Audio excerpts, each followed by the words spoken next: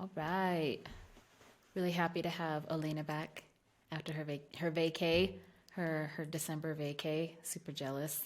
How was your vacation, Elena? It was fabulous. It was nice to be near water and in warm weather and um, yeah, see lots of birds and animals. That was our primary goal, which we did. And I really just infusions of beans and rice is the best thing. Beans and rice. Yeah. Sounds like very like a well, rice. Where does rice come from? Actually, where's rice indigenous to? I believe rice is indigenous to Asia. It is not indigenous to Uh, North and South America, but um, well, wild rice is, but Wild rice. Okay. wild rice is different though. I believe wild rice is completely different than like the rice that you get in Asian food. But I don't know. That's something we'll have to do a culinary episode. Actually, so okay, so we should do a culinary episode, first That of would be all. cool. That would be super cool. So, episode idea for 2022.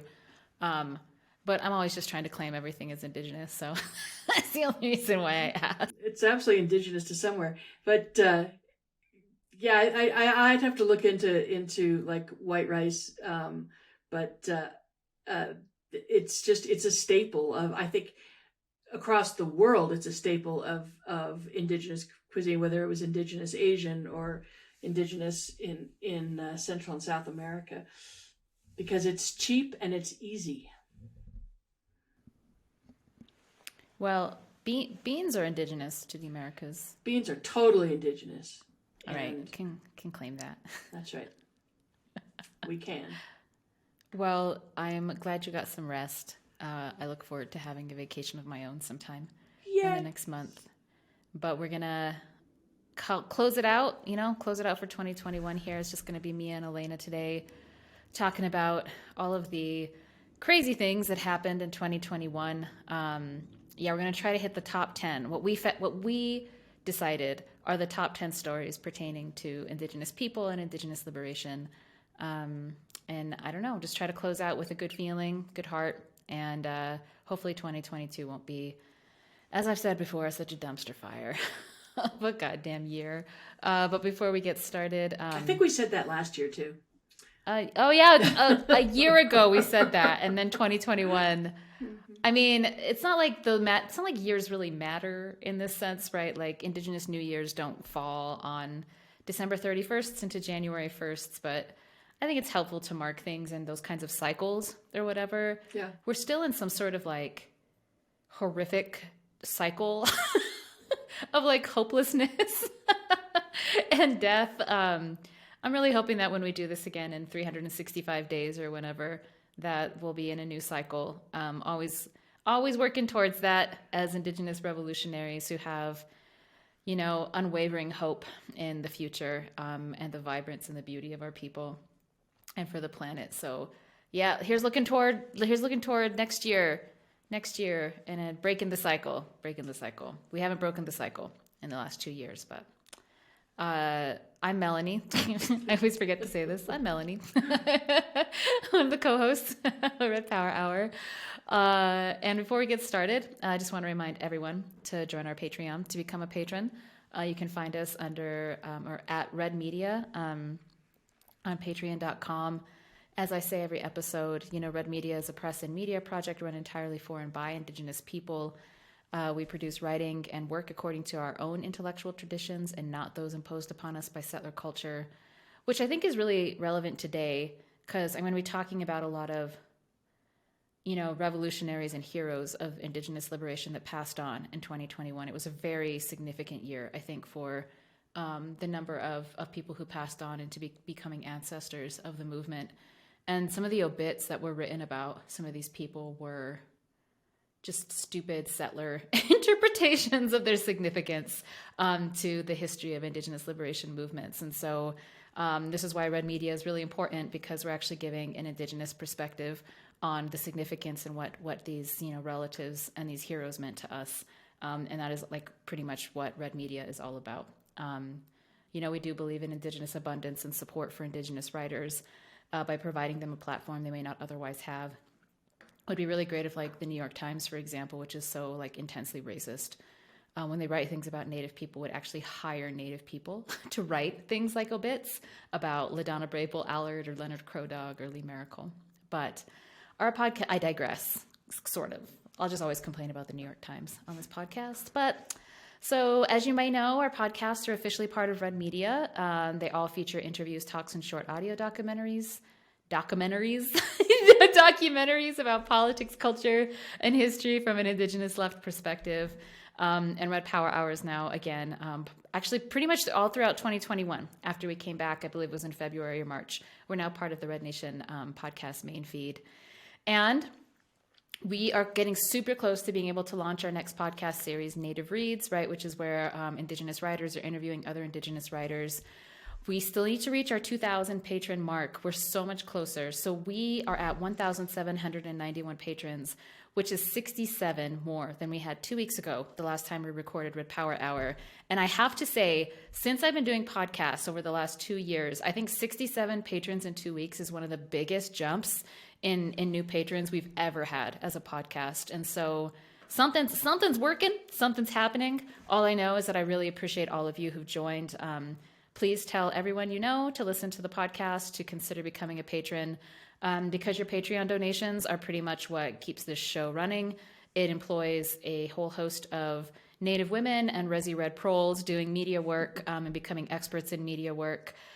We do mutual aid. We provide firewood for elders on Pine Ridge. We give burritos to people, relatives on the street in Albuquerque with your Patreon donations. So we do a whole lot of stuff trying to support our people. So please, again, consider joining us, patreon.com. You can find us under Red Media. And then we also have our new website. It's www.redmedia.press. And of course, you can learn more about the Red Nation at therednation.org. So yeah, what we're trying to do today here, so it's December 17th. This will be released on the 19th. So we're almost at the end of this Gregorian year. But we wanted to do a year in review and trying to think back about what are some of, significant stories, right? What are the things that happened in 2021? But what are some of the gains, that we made in the struggle for Indigenous liberation? What are some of the losses, right? What are some of the losses that we suffered? What are some of the victories? And then what does this mean? What does this mean for Indigenous people? What does this mean for the world facing the continued existential threats and the real threat of COVID-19, as well as climate change? And just trying to think through what all of this means.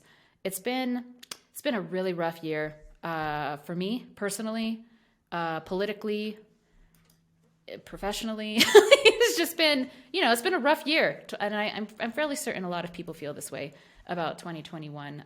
I was really hoping it was going to be better than 2020, and it wasn't. So here we are at the end of the year, having to reflect back on it.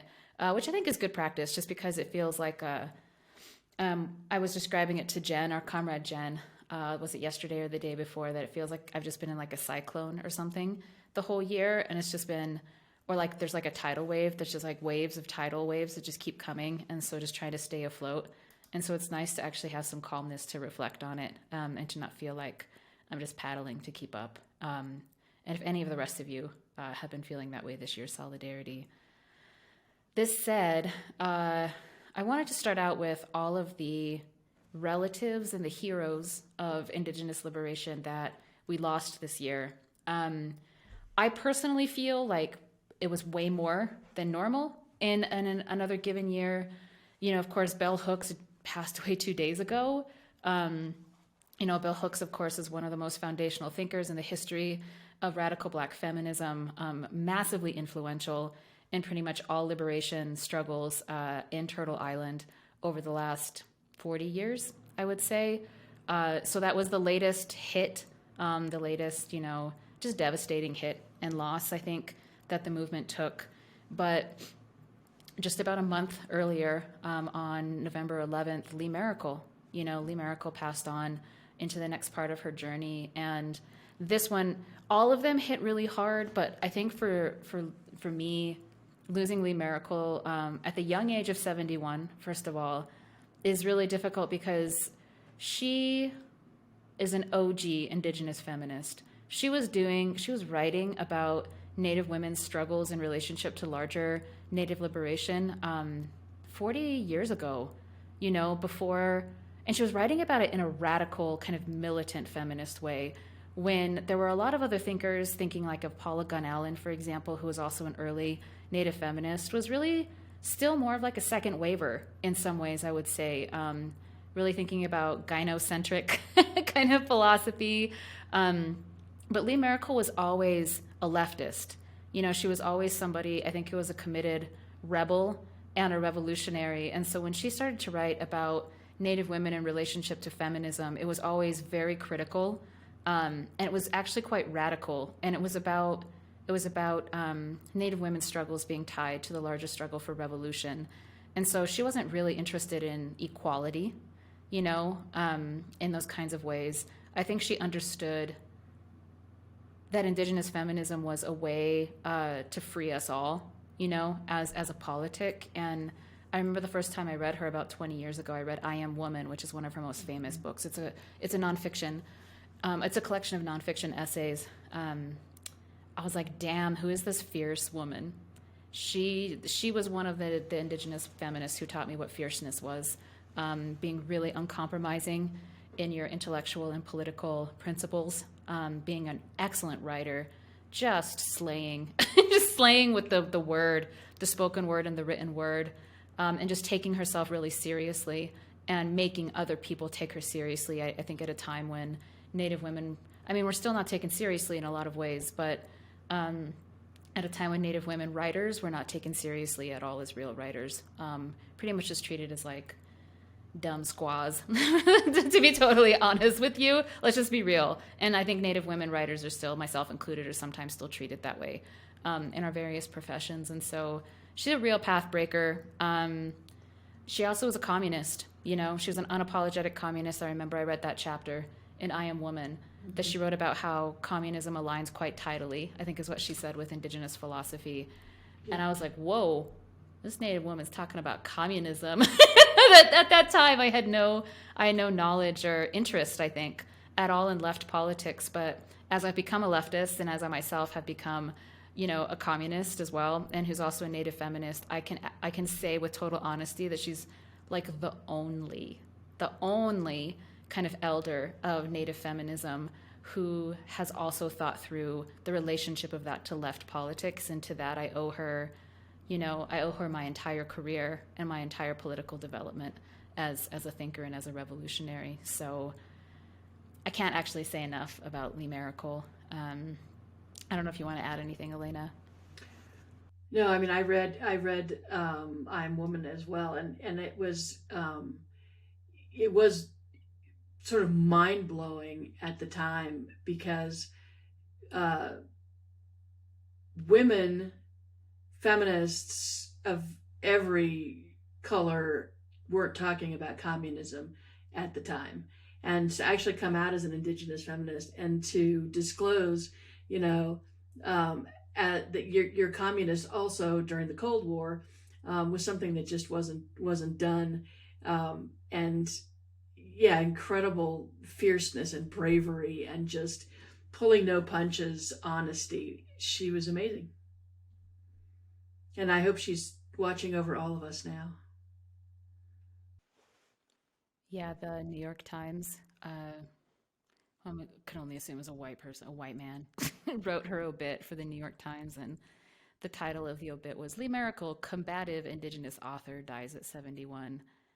And I went through and I looked at all of the other titles for the obits of like very important figures, including Haunani-Kay Trask, who we're going to talk about next, who passed away this year. And it was only Lee Maracle who got something like the term combative Indigenous author. First of all, I think that's just because she was an outspoken communist. And most mainstream media in the United States is virulently anti-communist, which is, as American as apple pie, as I think many people know. And so it's also just like deeply racist and sexist. It's like the angry Indian woman kind of stereotype. And so I'm going to, fuck the New York Times, and fuck Alex Traub for writing that title to encapsulate her significance in her life. She's a true hero. She's a true hero of our people, and she's alive. She like Larry Cassous and Popeye, and all of our heroes who have passed on before us and left this legacy at our feet to pick up that torch and to carry on. I mean, Indigenous people understand that kinship doesn't end when like human life ends. We have kinship with like spirits. We have kinship with ancestors. Like our ancestors are on frontline struggles with us, trying to protect us and, cheering us on. And so I guarantee Lee Maracle is still living on, in her spirit form. And she's with us every time we're throwing down, in the way that she would always want us to, with that courage and that fierceness, that true like warrior spirit. But she also lives on in our hearts. As long as we keep this story and the struggle for Indigenous liberation going, like that's all of these relatives who've passed on, all of these people who've become ancestors are always in our hearts, and quite literally with us. So she'll continue to speak to me for the rest of my life. That's for damn sure. As I continue to read and revisit her work and just continue to learn from the incredible things that she gave us. And I also feel this way about Haunani-Kay Trask, who passed away in July. I'm going to go backwards in chronology in 2021, if that's okay.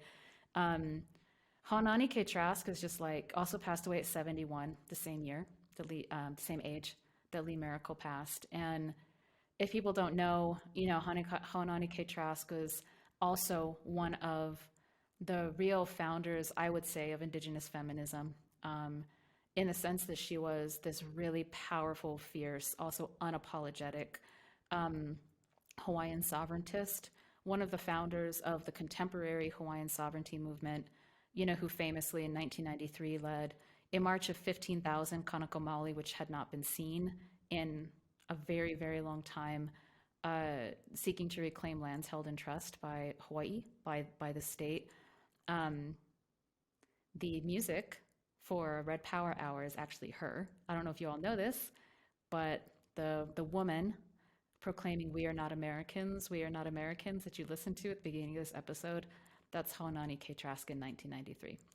That march saying that, and it's famous. It's like it went down in history as a famous kind of rallying cry for the contemporary Hawaiian sovereignty movement, which truly is just about deoccupation.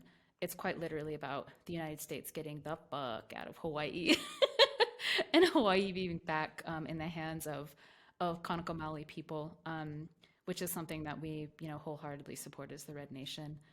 And, she also went on to become a tenured professor at the University of Hawaii at Manoa, and she co-founded the contemporary field of Hawaiian studies. I myself did what used to be called Navajo studies, which was like the white anthropologist and historian field of study of my people. It's now called Diné Studies. I was part of the Diné Studies conference board when that transition was made from calling Navajo studies to Diné Studies, by kind of reclaiming the intellectual work and the knowledge production about our people. It's for us and it's by us and it's led by us. And so this has happened in the last, I would say, 20, 25 years in Turtle Island.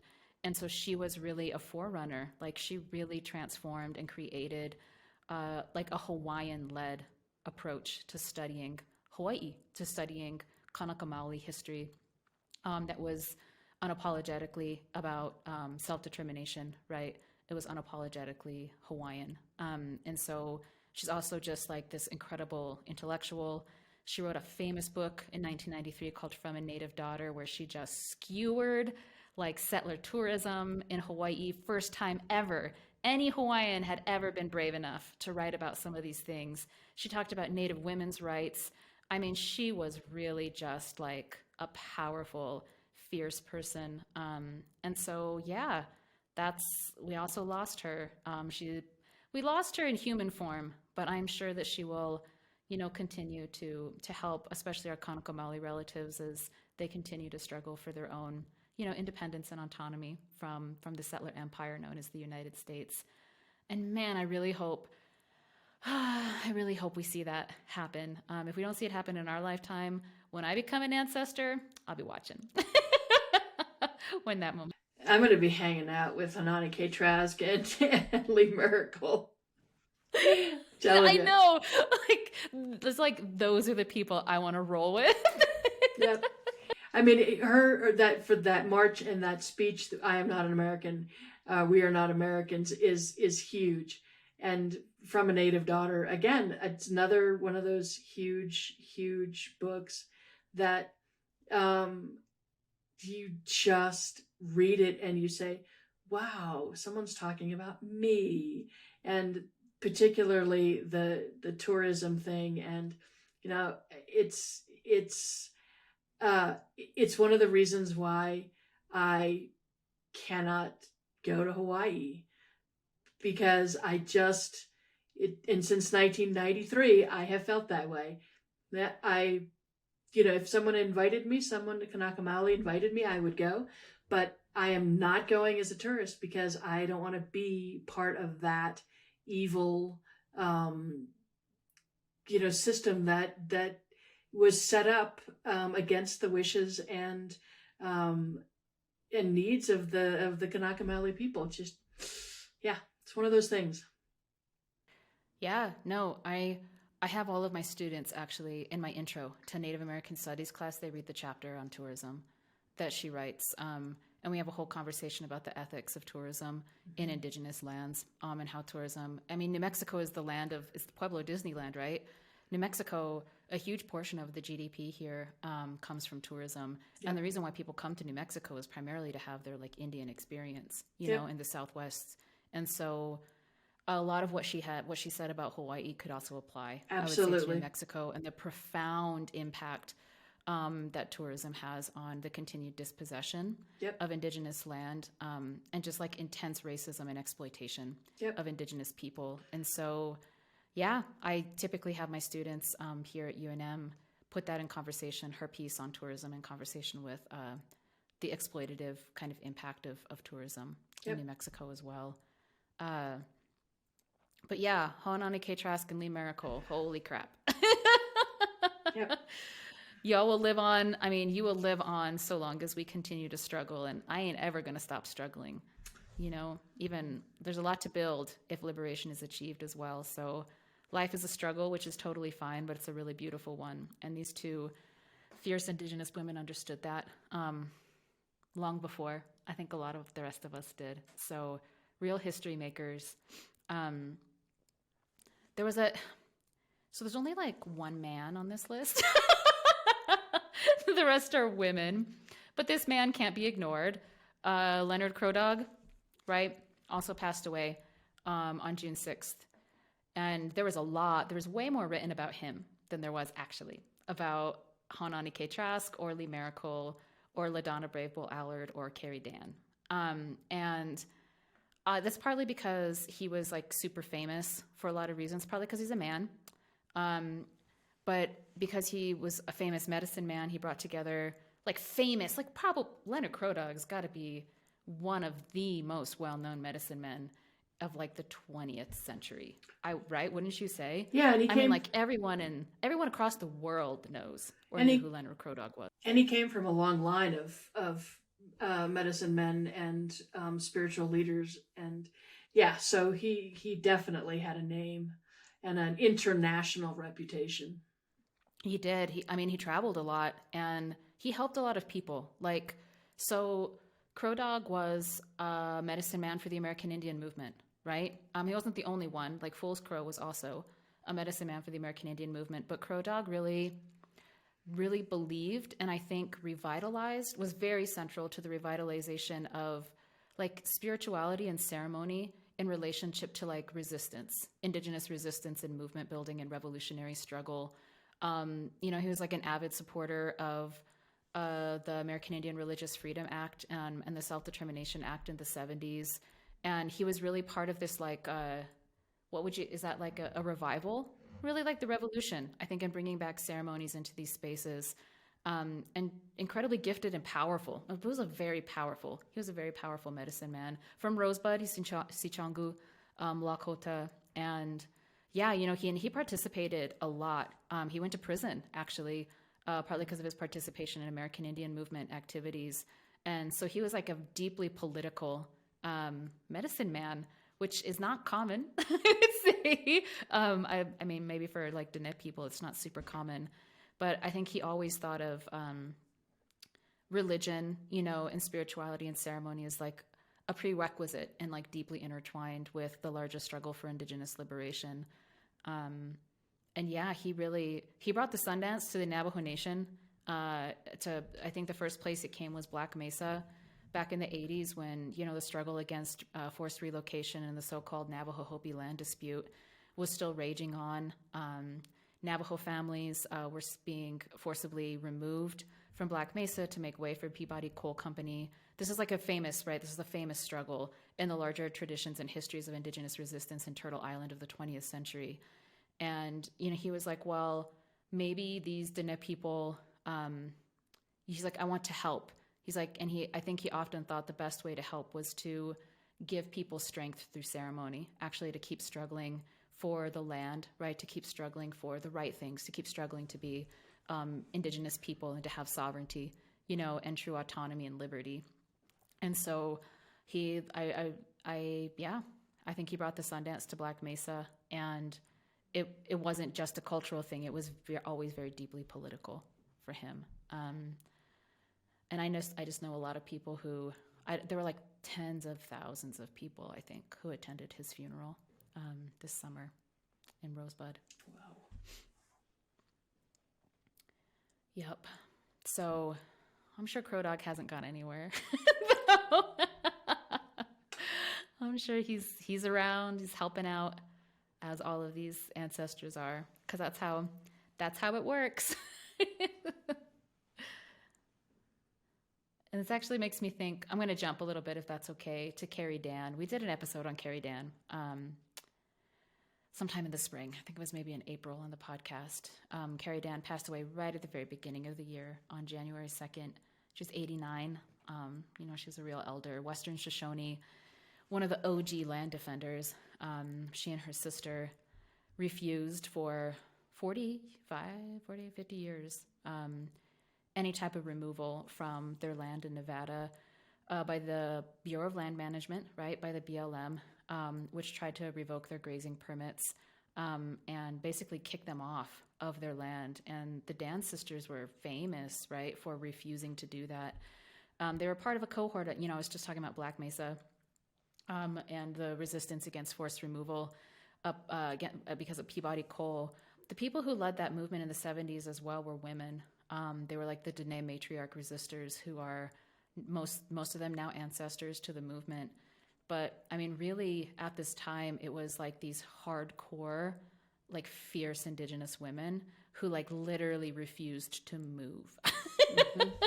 They would confront Hopi Rangers, they would confront BLM officials, they would confront cops, they would get arrested, and they would be right back out there herding their sheep and grazing their cattle, because they're like, this is Indigenous land, you don't belong here.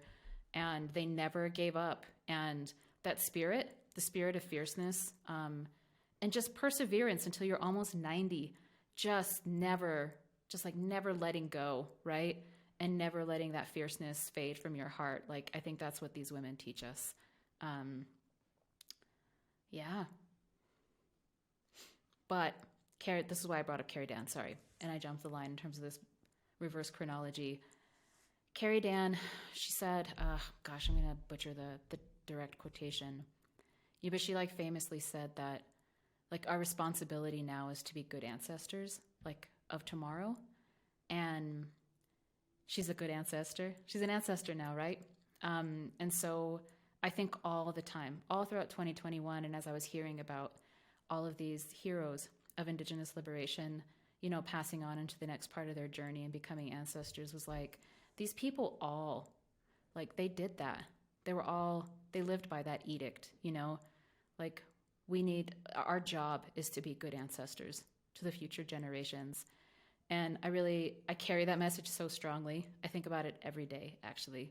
What am I going to do today that's going to make sure that I'm a good ancestor to the future generations, And I think the Red Nation really carries that as something that guides us, even when we're struggling in a dark place. And we can talk more about being in a dark place, because I kind of feel like humanity is in a dark place right now. But But yeah, and one other figure that I really wanted to concentrate on, who passed on into the land and the realm of ancestors this year, of course, is LaDonna Brave Bull Allard. She passed on April 10th, so in the spring of 2021, at the age of 64. I'm sure people, especially people who have been aware kind of over the last 6 or 7 years, know LaDonna's name, because in the spring of 2016, she founded Sacred Stone Camp, which was the first camp that later became the No Dapple movement in Standing Rock that went on throughout most of 2016 and into early 2017. And so she was a true leader of that particular uprising, which I talk about a lot, partly because it's been so central to my political development as an Indigenous revolutionary. As like a recent example, I came of age kind of in the movement when Standing Rock was going on. I think a lot of people listening, you all probably did too. Like Standing Rock probably stands out as something super significant for, I think, a lot of Indigenous people in terms of our political journey towards more kind of radical revolutionary work. And LaDonna was just like the most powerful, just grounded force of that entire uprising. I remember when I would just listen to her tell the history. She's a historian too. She's from Standing Rock, and she knows all of the history of Standing Rock. She knows the history of the land. She knows where every shrine is. She knew exactly like where Dapple was going through. She knew all of the places it was going to hit, the sacred sites it was going to hit. And she could just speak. She could speak for hours off the top of her head, just relaying this history in the most beautiful, she had like this soft, powerful voice. And I could listen to her for hours tell that history. And it was just so, I don't know.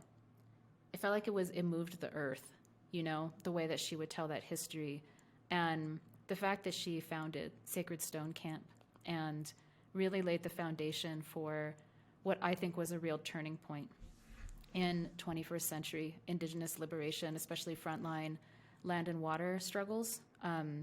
Her impact and her influence as a hero of Indigenous liberation can really not be overstated. Her husband, Miles, passed away 2 or 3 years ago. That was also very devastating because LaDonna and Miles everyone knew who LaDonna and Miles were during all of those months when things were really going hard up at Standing Rock, and there was a real sense that we could win that struggle, and they were always at the center and really supported thousands of people. They were the heart of that movement, to be honest with you. So, yeah, it really broke my heart when I found out LaDonna passed.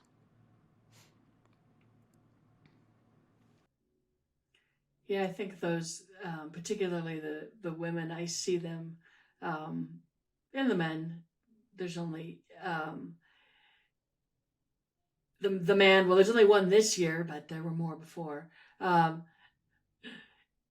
I think we feel them when we're out marching, when we're out in the streets. We feel them there.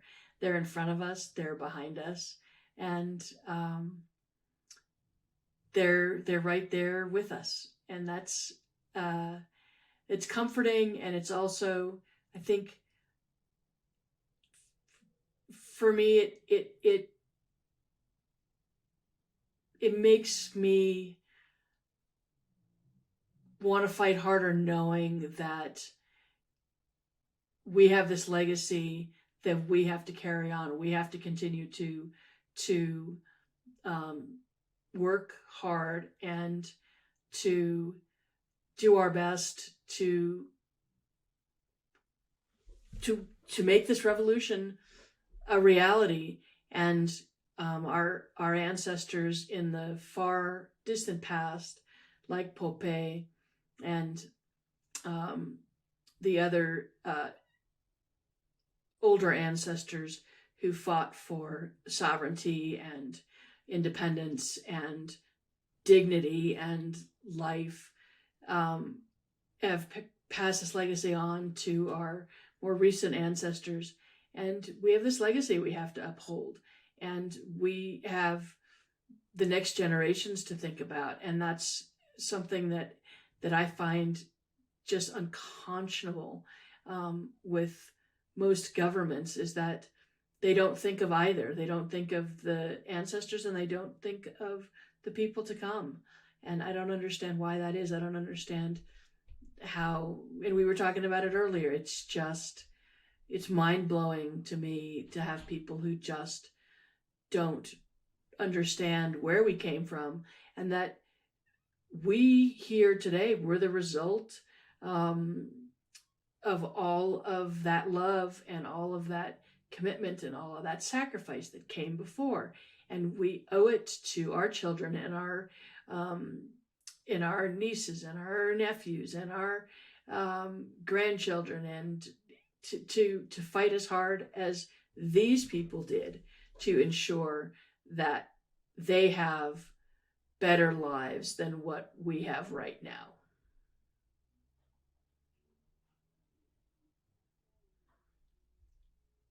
Quantifiable ways, actually.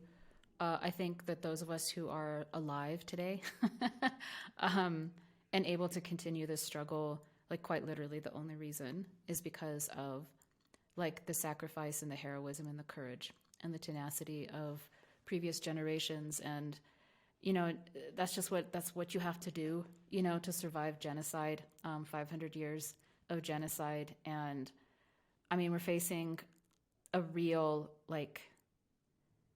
something really profound right now, something profoundly destructive, scary in its apocalyptic, I think, kind of implications.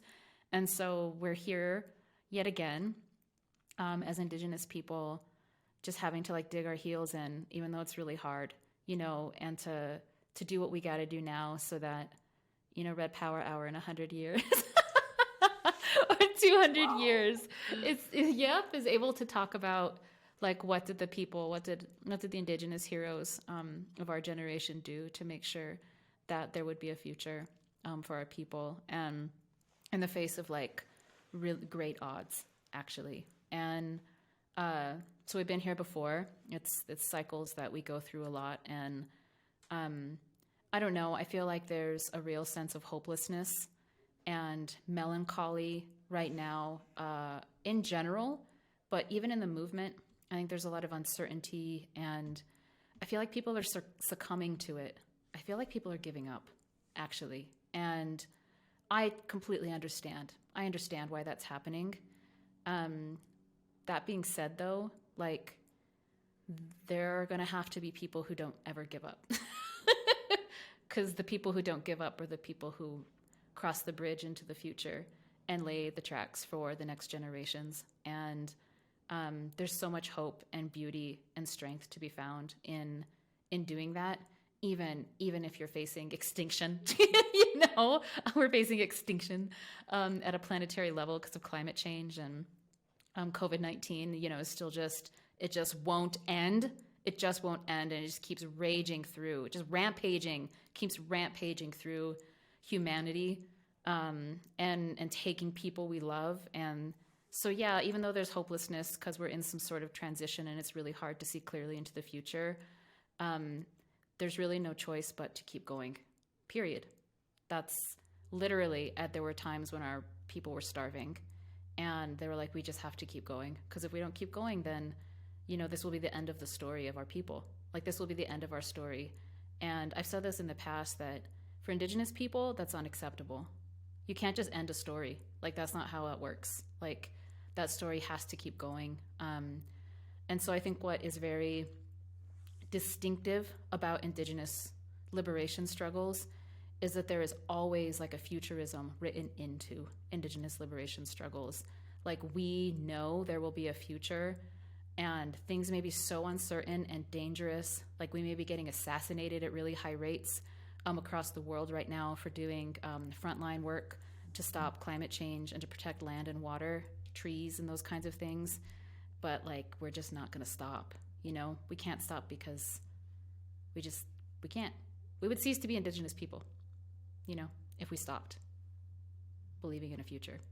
So I'd encourage folks who are feeling really depressed and demoralized to take a page that book.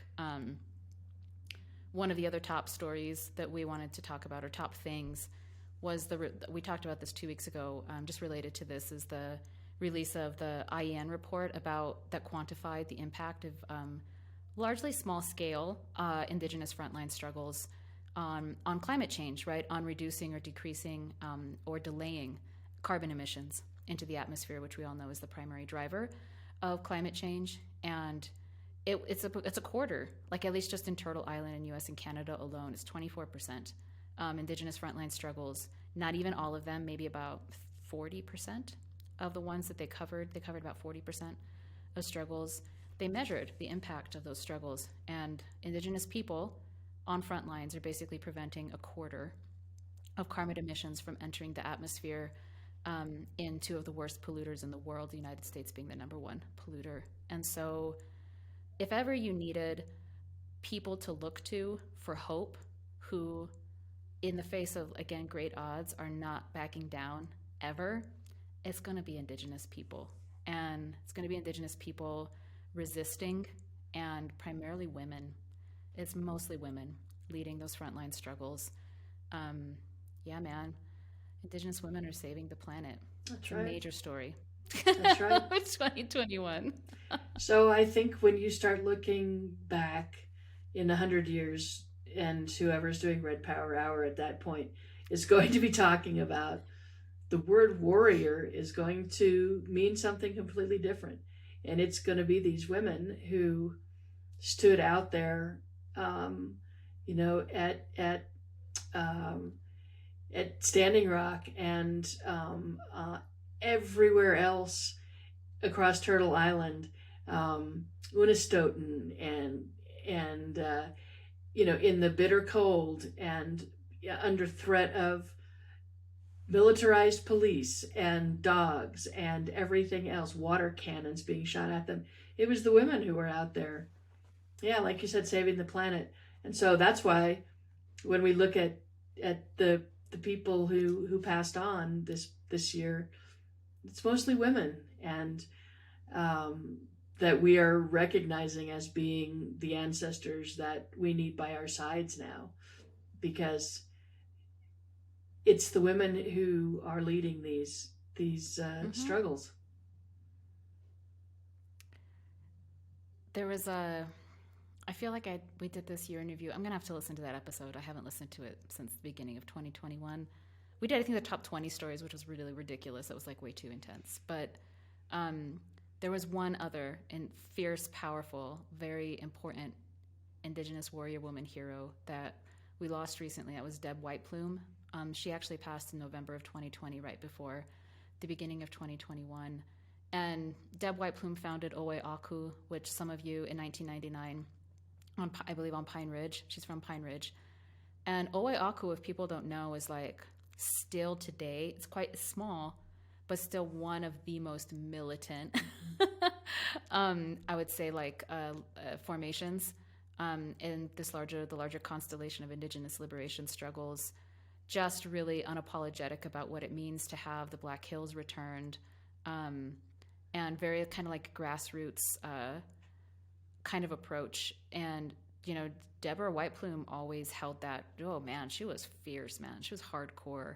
She carried that, in her spirit all the time, that she worked with Owe Aku. And so she also, very recently passed on, also at a younger age.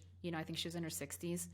And so a lot of these women passed on in their 60s or early 70s, which is young. That's young. Mm-hmm.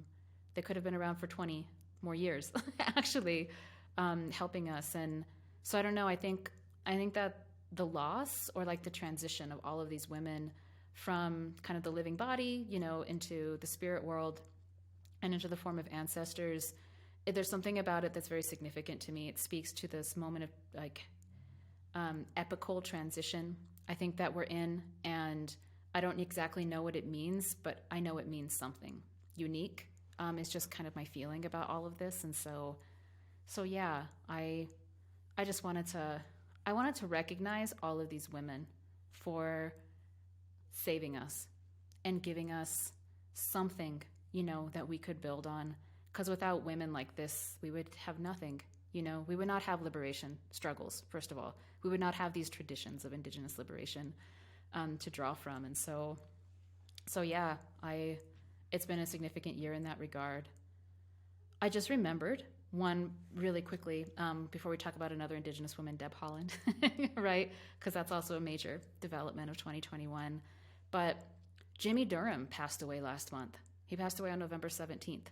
And I'm not, right? There was like, I'm pretty sure Jimmy Durham was a pretendian, right? I'm pretty sure Jimmy Durham was an ethnic fraud.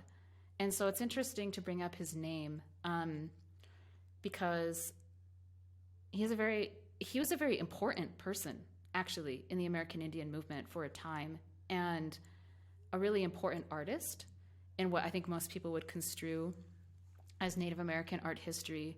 And yet there were always questions around his identity. And nevertheless, he did figure centrally, I think, especially in the international work that AIM did. And he also passed on in November. And I didn't even know, this is what's interesting, but this is what's interesting about Jimmy Durham. Like all of these other women, even Crow Dog, that we're talking about here, they, up until their last day, were still revolutionaries, Like they were still just like hardcore. I remember when Crow Dog came into like Ocheti Shakoi camp in 26th of, I think it was like sometime, one of the weekends in November 2016, he was in a wheelchair. He was already very aged and not in great shape in terms of his health. And there was like a horse ceremony. I'm not Lakota. I don't entirely know. All I know is that it was very significant. It was like the coming together of the Horn, or like the 7 Ocheti Shakoi nations. I don't know if I'm saying this right. I apologize for our Ocheti Shakoi listeners. But I remember he just rolled in and he just like commanded, the presence, he just commanded that entire, it was like 1,000 people or something who were there. There were all these horses running around, all these people on horseback. And, all the way up until he was like, literally his last breath, he was still just like going hard. If he could have, he probably would have been on the front lines facing down water cannons, to be honest with you, with all of the other proles who were out there just like throwing down. And all of these other people we've been talking about were still throwing down really until their last day. And I can't say the same thing about Jimmy Durham. That's what I'm leading up to. And so it would be, I think it just would be like ahistorical and dishonest not to mention him and not to talk about his impact on the movement. But there's something about him that stands apart, not the least of which is I think he was not actually Indigenous. He was just a white person. But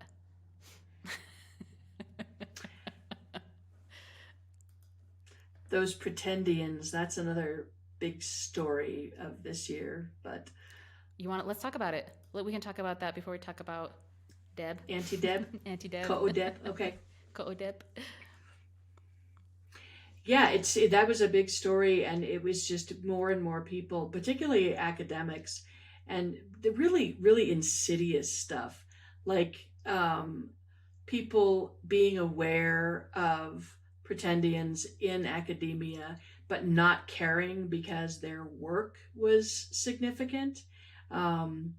Just really horrific.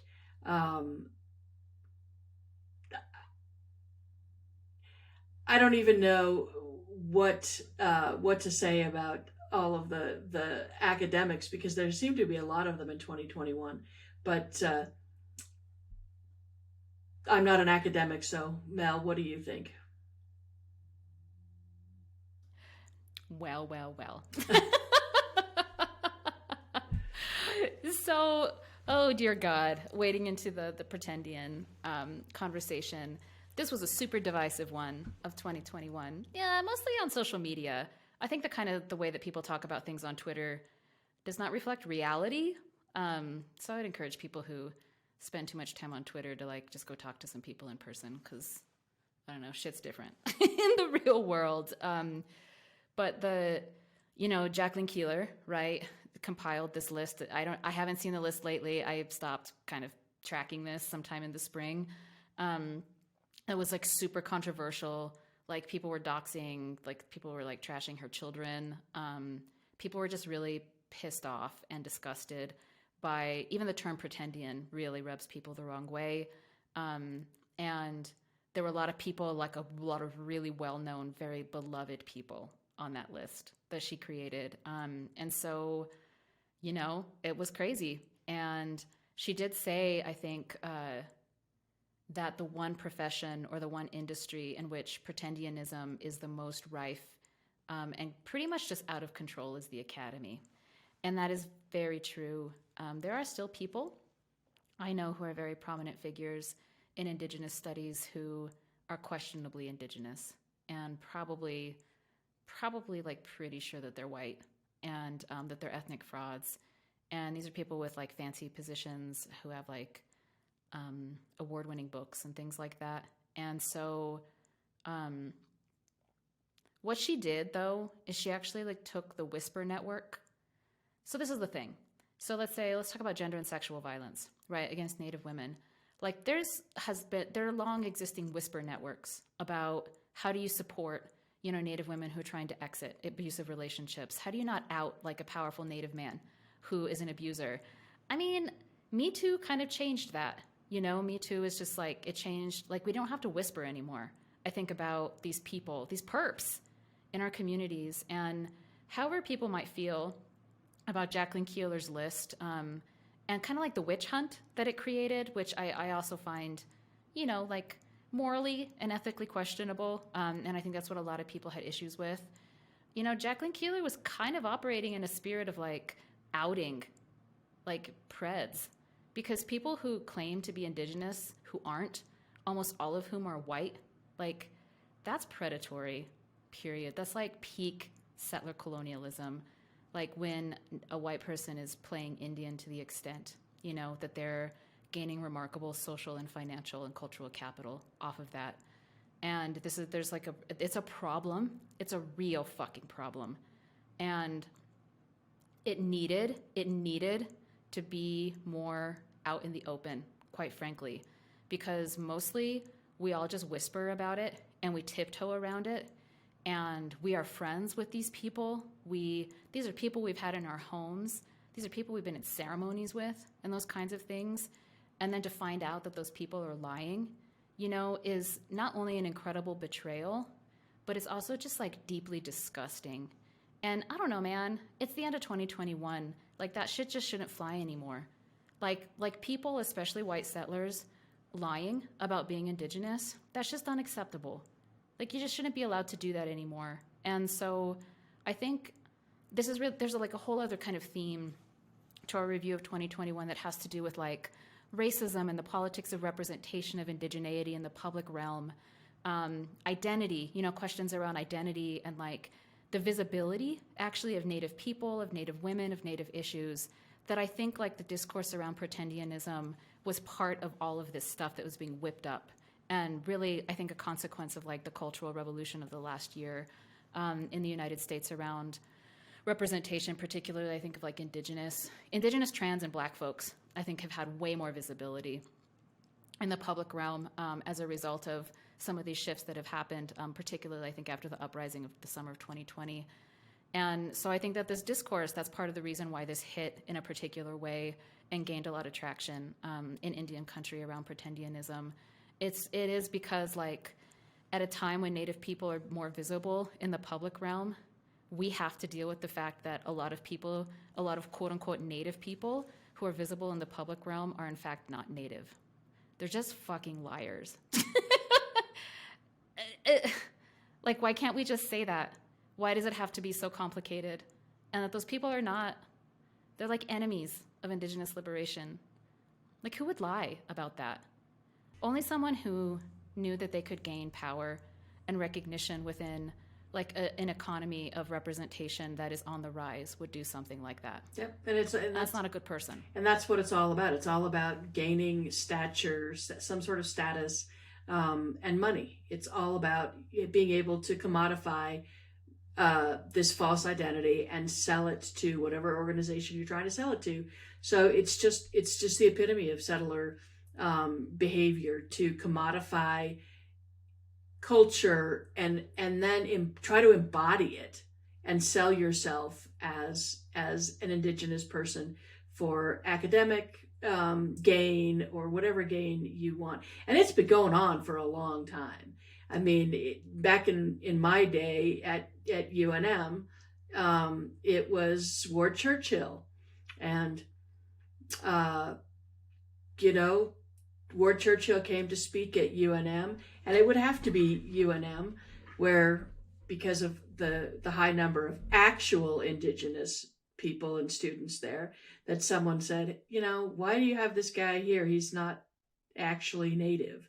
And I mean, this has been going on for a long time, but with, as Melanie was saying, with the uptick in actual representation in the media, these people need to be called out, and they need to I mean, it needs to be unacceptable. It needs to be made. Yeah, it needs to be made. There needs to be some sort of real effort to be made to make it so unacceptable that people won't try to keep doing it. There need to be consequences. Yeah. And by and large, even in the academy, like well-known ethnic frauds have not been fired. You know, they still have jobs. They're still getting publishing contracts. You know, they still get speaking gigs and the like. And so I feel like Jacqueline Keeler's list was like a first, I think fumbled, you know, and not careful, but nevertheless a first attempt at accountability, like in the public sphere. You know, we live in an age of neoliberal multiculturalism, which is essentially where identities and minoritized identities have capital, and they can give you remarkable mobility financially and socially on social media or in jobs. You know, a report came out that like the number one racial or ethnic category that white students marked on college admissions applications that they lied about was American Indian, Alaskan Native, because they know, right? We're in a particular moment of neoliberal multiculturalism where indigeneity is considered a form of capital that can give you mobility through spaces and access to certain resources. And so identity is attached to resources, and everyone knows this. And so, I mean, there's a lot to be said to unpack that, because there's a lot of ickiness, I think, involved in that. But like a huge chunk of that is this pretendian problem that has really, I mean, you know, Phil Deloria 25 years ago was writing about how playing Indian is like a centerpiece of settler identity. I mean, it's really foundational to white settler identity, particularly in white supremacy in the United States specifically. And so I've now had to have whole ass conversations in my classes about these individuals, because they're still, actually, because I do a lot of work in Indigenous, feminist, and queer studies, there's a large number of these individuals who are Indigenous, feminist, and queer studies, actually. Ethnic frauds. It's a thing. And so I always have to talk about the politics of citation, often having identity or conversations about identity and how to handle these people ethically, right? How to cite them or not to cite them, and those kinds of things. And so it's been a whole learning curve for me too as a professor, to learn how to do it in a way that is honest and ethical, but I don't know, just guiding people that there are consequences, to try to create some consequences and a sense of justice, right? A sense of justice from an Indigenous feminist perspective about this incredible betrayal and violation. If you're claiming to be Indigenous and you're not, especially if you're white, it is a violation, and it's predatory, and like you need to stop doing it. And that, yeah, there need to be real consequences for that shit. It's foul. And we should just be allowed to say that without being accused of, I don't know, any number of things. I saw so many accusations flying around on social media, and I'm just done. Like, just knock it off. It should just be unacceptable. Yeah, it should be unacceptable. And it's, you know, I was attacked for calling out. I was attacked for calling out. I don't even know if I should say her name, because I was attacked. And yep.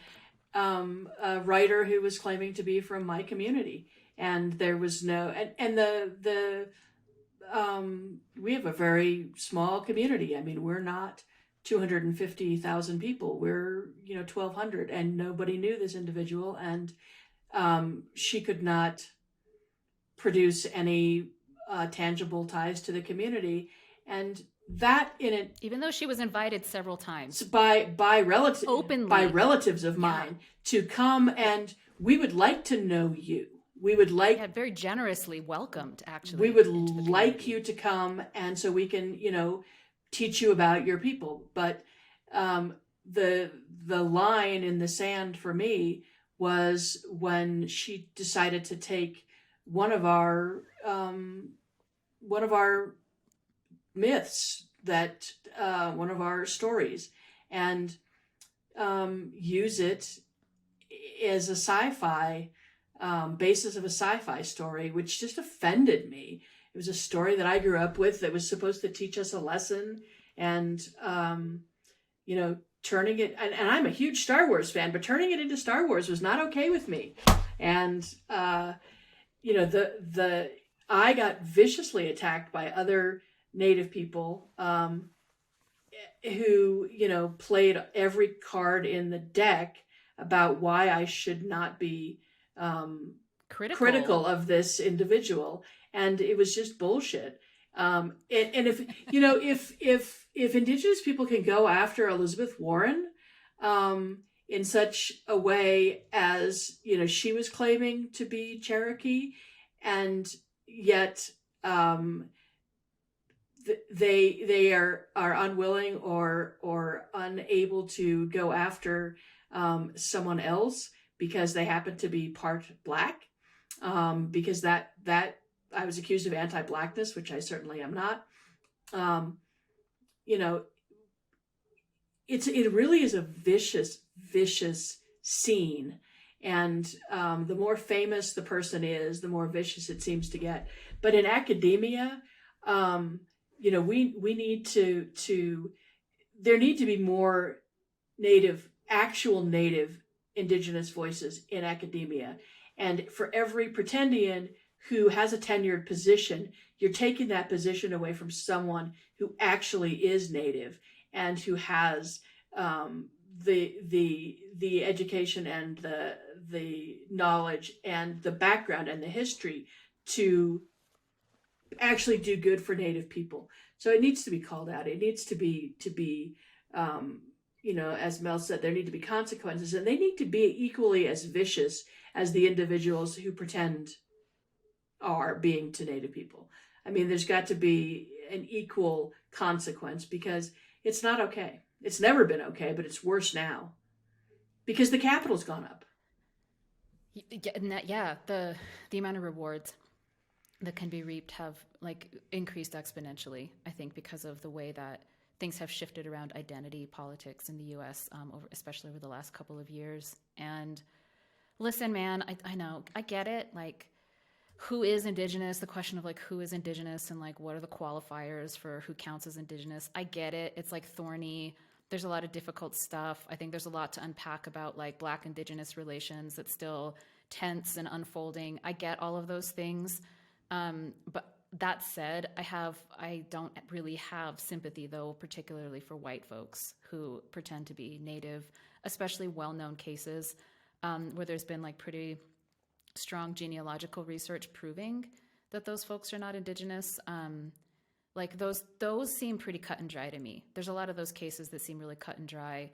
I agree with a lot of people who've been critical of the pretendianism discourse that kinship, just Indigenous kind of notions and protocol around belonging, what citizenship and membership looks like based more on Indigenous philosophies of kinship. That makes a lot of sense to me as how you enact and enforce, how you relate to another person and how you claim that person or who that person claims to be. I do agree with that. Yet at the same time, it's complicated. It's complicated. There does need to be justice because it's a real violation. These people have done something really wrong. And I actually had a white student in my Indigenous Feminist and Queer Studies seminar this semester. because we talked a lot about this. He wrote a paper, and he was like, you know what? He was like, it seems like this issue has really just torn apart Native people. Like, it tore apart the whole field of Indigenous feminisms because of Andrea Smith, okay? And, like, a lot of those relationships were never repaired. The field has suffered greatly.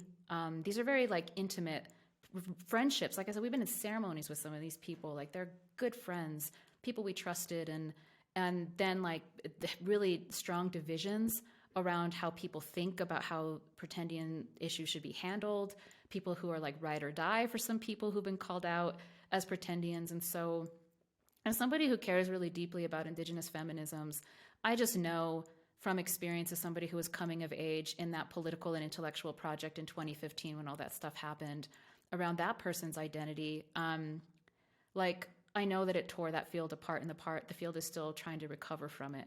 And I want to be a part of that recovery in a really positive way, but also in a way that is very honest, you know, about it. And, gosh, I was going somewhere with this. That was a little bit more powerful than what I just said. But nevertheless, yeah, I understand the complexities around it, but it needs to be handled. And 2021 was a messy ass year, I think, for dealing with it, but at least it's more out in the open, you know, than it was before. So the bottom line is just don't fucking do it. If you're not Native, don't say you're Native. Just don't. It's really simple. And then it is really simple. And then all these things won't happen. You know, you won't have departments torn apart. You won't have any of this. Just don't do it. Oh, that's what I was going to say. Right? Don't do it.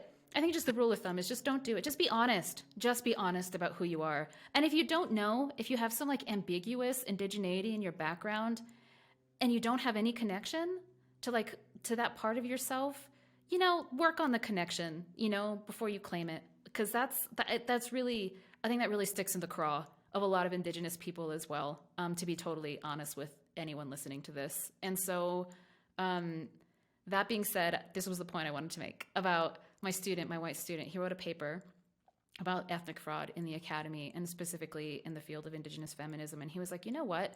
He was like, I don't think that this is the job of Indigenous feminists or like Native people to have to keep like trying to handle. Like it's been so remarkably damaging, actually. It has destroyed relationships in Indian country between women, between like Black relatives and Indigenous relatives.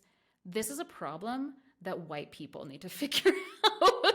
This is the other thing I'm going to say, like that we need to turn out of this space of like lateral harm or whatever and just being in the cesspool around this. This is not something that lies on the shoulders of Indigenous feminists, of Indigenous people, of like people of color who are also Indigenous primarily. Like this does not lie on our shoulders to keep like trashing each other on Twitter and writing like Reddit threads about each other. This lies with whiteness studies. This lies with white scholars who need to like really interrogate why this is such a fucking thing that happens all the time. Like this is your responsibility. It's not ours. And so I just really like to encourage, we spend a lot of time on this topic. I would really like to encourage like the people listening, especially Indigenous people who are listening to this right now, to put that in the hands of those folks. This is not our burden to keep carrying, you know? It's too painful. It's been way too painful, I think, for people. And to just kind of, you know, maybe try to heal a little bit, to set that pain aside and to, you know, give this project over to white scholars to tackle. Because this is their job. It's not our job. Hear, hear. Yep. So yeah, that was a major thing that happened in 2021. I feel like it hasn't been quite so present in the latter half of 2021, but there was like intense debate and a lot of haterade going on around this in early 2021. You know, I think like this whole, what we were talking about, how like the reason why there was so much movement around the pretendian issue is, again, has to do with like identity as capital and this kind of rising economy of representation where indigeneity is increasingly gaining recognition and more resources kind of and rewards. Like indigeneity is being rewarded in a way that, I mean, like we never get rewarded for anything. We just get shit on. If we get attention, we get shit on, and then for the most part, we're just like completely ignored and invisible, you know, in the public realm. And so the pretendian discourse is part of this shift, I would think, in visibility, but so too is the two other stories we wanted to talk about, right? Well, actually, all of them. The release of reservation dogs, major, I think, milestone in the representation of Native people in the history of American television, or just the history of television, period. And then Deb Haaland, of course, becoming the first Native person to serve as in a secretary position, becoming the Secretary of the Department of the Interior this past spring. Of course, the first Indigenous woman to hold that place. The symbolic, you know, what's the word I'm looking for? The significance of an Indigenous woman holding a position of power like that, I think is also part of this kind of like shift in identity and the relationship between, you know, just indigeneity being rewarded by mainstream pop culture or by like the political institutions of the settler state of the United States and those types of things. Like, I think this is a major thing we've seen in 2021. That's part of this larger, I keep calling it a cultural revolution, or this larger cultural shift that's happened specifically in the United States over the past 2 years. Yeah, it feels like there's been, so there's two sides to that coin. There's been better representation in pop culture. There's been better representation in the so-called United States Capitol, with Deb Haaland taking the Secretary of the Interior.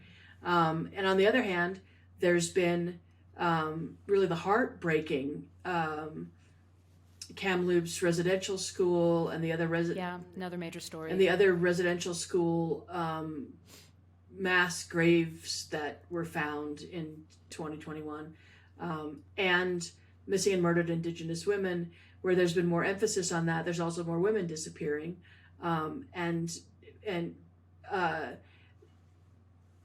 so it feels like there's both sides of it. People are paying more attention to these stories, and there's more media on them, and yet it's still happening. And I mean, the residential schools already happened, but they haven't come close to identifying the number of graves that exist across Turtle Island. And Deb Haaland was appointed Secretary of the Interior, and she took it upon herself to announce that she was going to spearhead an investigation into the residential schools, at least in these so-called United States. It's interesting, I haven't heard anything about that really since she announced it. And the same thing with missing and murdered Indigenous women, and the just clusterfuck that has been law enforcement's response to missing and murdered Indigenous women, and Deb Haaland taking that upon herself as well to try and find some sort of a way through the multiple jurisdictions, and the just complete lack of care by anyone in high level police, whatever they are, reservation, BIA, wherever. And I felt almost like, as each of these things got spotlighted in the media, and Deb Haaland had to react because, well, she's the only Indian we have in Washington. So Is she literally going to do everything? Seriously. Yeah. And she's trying to do the job that actually was the job that belonged to the previous Secretary of the Interior, without all the residential schools and missing and murdered Indigenous women. And so once again, we're taking the Indigenous woman and we're giving her twice as much work as the job Yeah, at as the least. job description says. And you know, I have respect for Ko'odeb, and I think we've talked about her on Red Power Hour multiple times, and I have respect for her in a lot of ways, and mostly just um, want to point out again that it's amazing to have uh, a Pueblo woman in a position like this, because she can't serve as governor or anything on her own community Yep. because of the settler imposed heteropatriarchy, which is hand in hand with the Catholic Church, which was also settler imposed. Thank you very much. But she can serve for these so-called United States, and is now the answer to every indigenous issue that has come up in the last year. So we'll see what happens there. But yeah, crazy. Yeah, I mean, she's in Rapid City today, meeting with people. The International Treaty Council had its gathering up in Rapid City over this past week, and so that's where she's at today. You know, meeting with dignitaries and important folks trying to do work on land back and treaty rights. And she probably spends every day doing these types of things. You know, we talked a year ago. It was a year, almost exactly a year ago, when it was announced that she was going to be nominated, right, for the Secretary of Interior position. And we did kind of like a review at that time of like, what does this mean? How do we feel about it?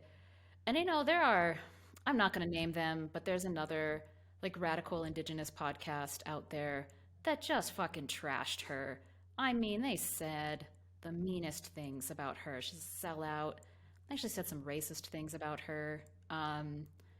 What I felt were deeply sexist things about, you know, how she's just Joe Biden's maid and shit like that. That kind of stuff, handmaiden. And you know what? It was mostly men. Mm-hmm. It's mostly these men saying this stuff on this podcast. And, you know, a year later, having seen what she's dealing with this year, yeah, you got to understand how liberalism works. You know, you got to understand how the incorporation of identities into like the realms of representation in like the halls of power, like, you know, Congress or like the cabinet, you know, in the settler state. Yeah, man.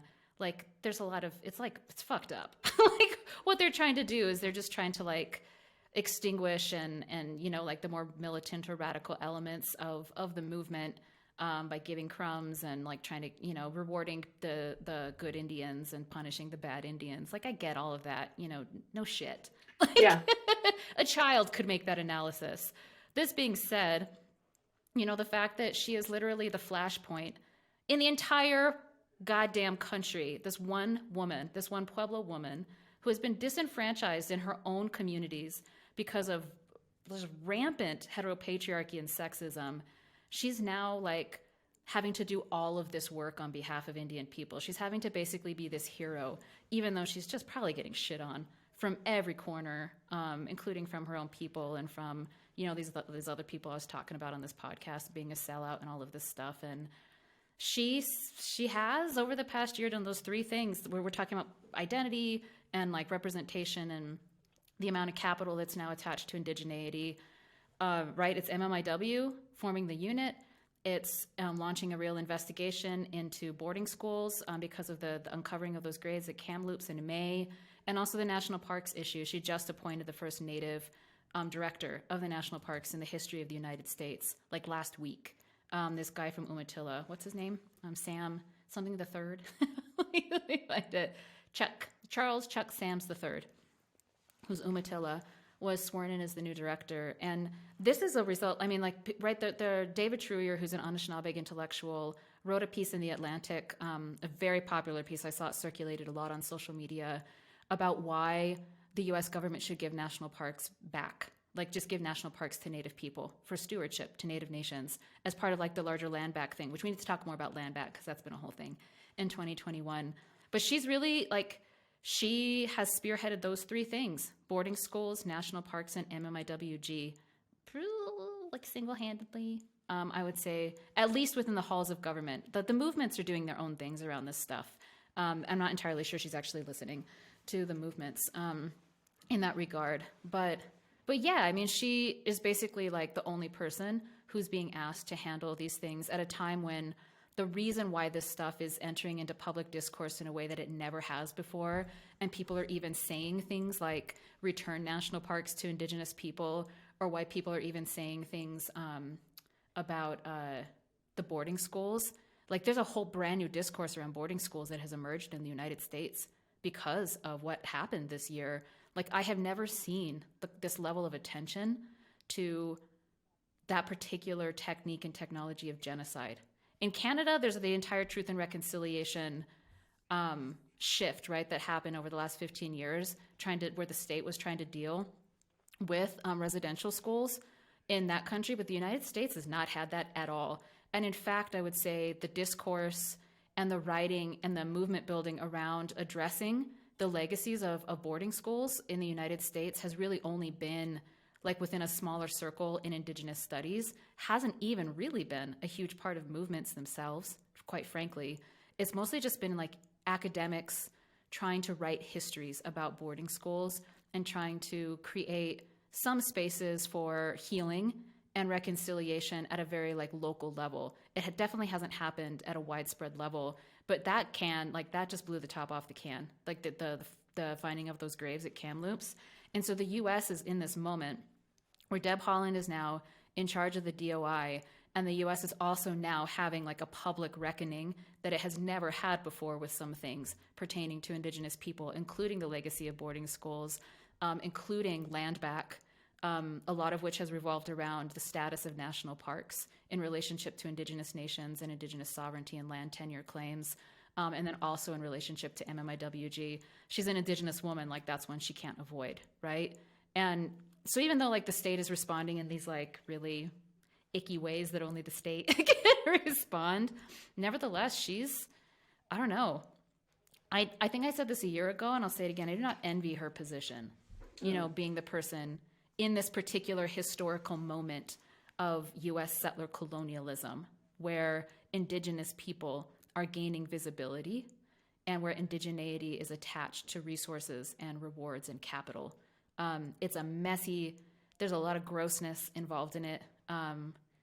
There is probably a lot of selling out involved in it. I understand all of that, but it's a massive shift, and she's just kind of like there doing it alone. Yeah. Surrounded by a bunch of white dudes. Yep. Yep. And she's carrying it all. She's carrying indigeneity on her shoulders. I mean, can you imagine? Yeah, actually, yeah. Not even Indigenous people. She's carrying indigeneity on her shoulders. Yeah. And I mean, can you imagine her predecessor, who I don't even know who that was, but I'm sure he was a white guy. And can you imagine him being sent to, oh, by the way, you need to go to Boston because there's a meeting of the Pilgrim Society and or the Puritans Society or something. Like, the guy doesn't represent all white people, and yet Deb is being forced to represent all Indigenous people.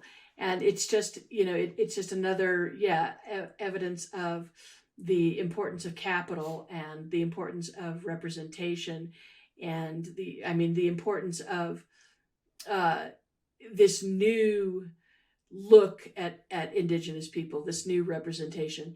And, I kind of feel like the less I hear, the better she's handling it, because if the media starts attacking her, then it's going to be ugly. Yeah, I mean, I imagine like right-wing, like white supremacist media would have no problem attacking her, but there is a funny thing going on right now. Like you said, she's carrying indigeneity on her back. She's carrying the entire like symbolic shift that's happening around indigeneity on her back. Like, that's literally why she was chosen for this position as an Indigenous woman. She signifies something, right? That I think embodies this larger shift, this cultural and symbolic shift that we're talking about. The retiring of racist, team names, Yeah. those kinds of things, like the Washington football team, that happening last year, right? The toppling of statues, all of this stuff has been happening. And she's entered into this historically prominent position during this time. And that being the case, like, yeah, she's a liberal. I get it. I'm not a liberal. I'm categorically critical of liberals as a leftist and as a communist. But I don't know. I feel like a year out, I kind of have a sense of solidarity with her, to be totally honest with you, as just like an Indigenous woman carrying, yet again, in a very different space, I think, than frontline Indigenous women who are unapologetic in a different way, and really carrying, saving the planet in a very different way. She is carrying like the symbolic weight of this cultural shift around Indigenous identity for literally all of us. Absolutely. And that cannot be easy. As a Pueblo woman, like, I don't know. Go Deb. That's pretty much it. Kind of how I feel right now. She's a relative. She's ko'o. She's auntie. And I stand by her, supporting her in her burden. I will not agree with many of the things that she does and supports. I don't agree with a lot of her. I mean, as a communist and a Pueblo woman, I also do not agree with a lot of, I'm not a liberal. And so I am not going to agree with her, but I can support her and call her auntie, because I think she is doing the very best that she can to represent indigeneity, and it's a heavy burden. She should not have had to have this dumped on her, but it just was the shift, the cultural shift. It was a time, and yeah, we need to have her guest star on Res Dogs.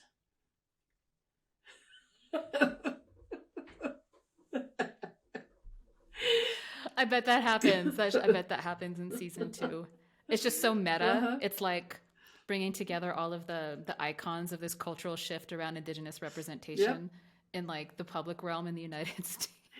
I mean, can you believe, like, a year ago, I had heard that this series was going to debut, and of course, everybody knows Taika Waititi, and many Indigenous people knew Sterling Harjo was. But from that point to this point, the freaking show's been nominated for a Golden Globe. And, that's pretty amazing. They've got season 2 coming, and Sterling Harjo just signed a major deal with FX to develop new series, and we can only hope that they are going to be Indigenous centered as well.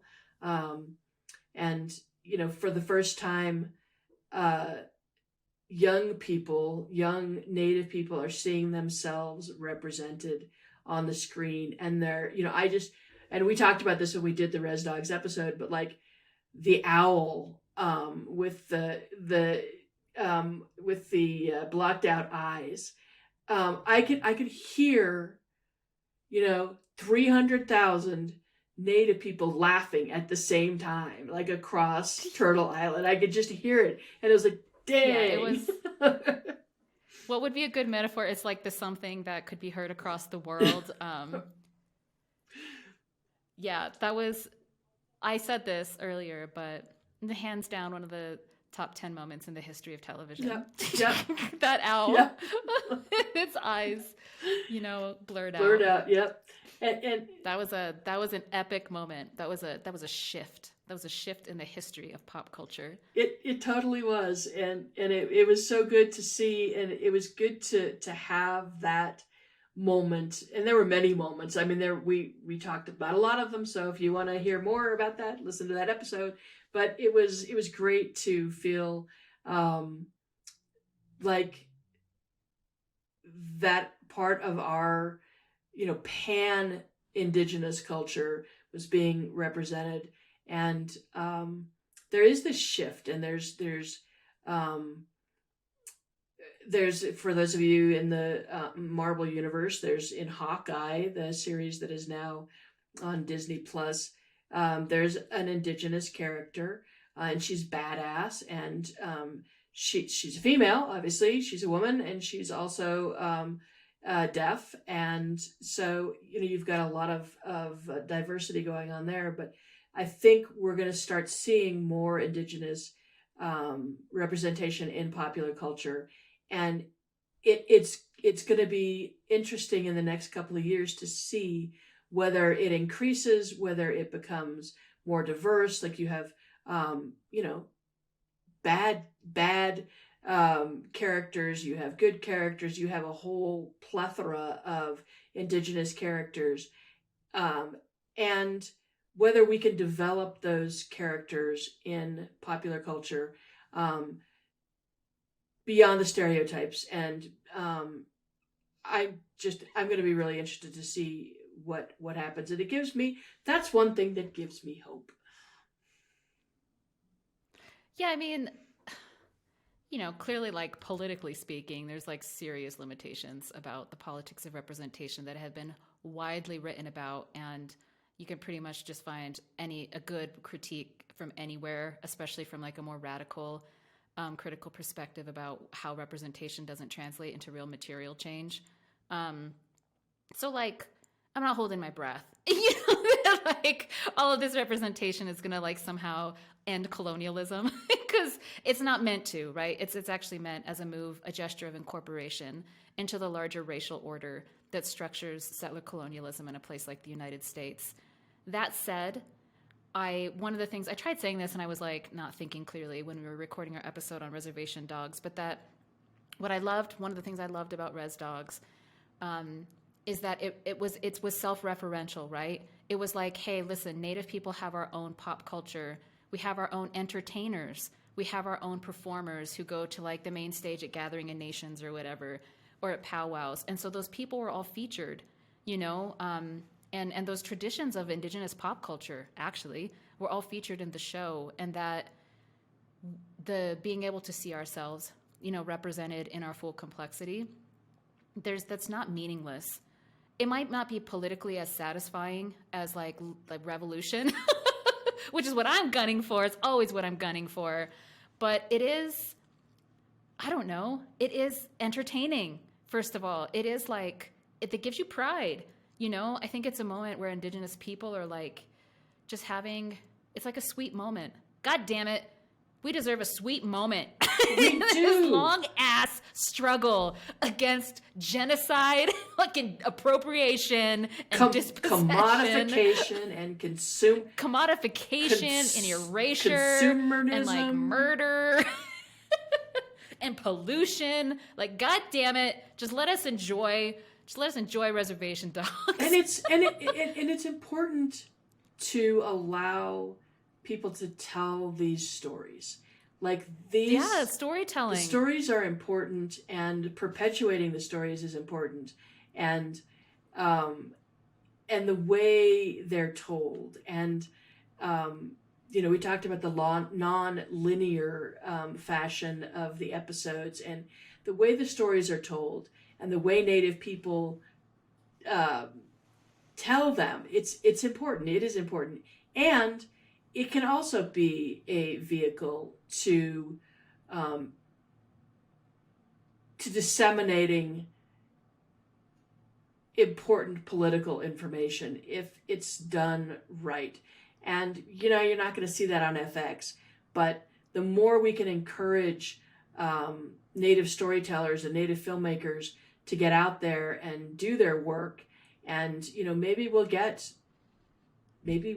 get some critiques of settler colonialism. Maybe we will get someone doing a story about what would the world look like if we could do away with capitalism and imperialism. And these are the stories. This is the futurism. This is the Indigenous futurism that we want to encourage. And I don't know, maybe I'm just being for a change not cynical.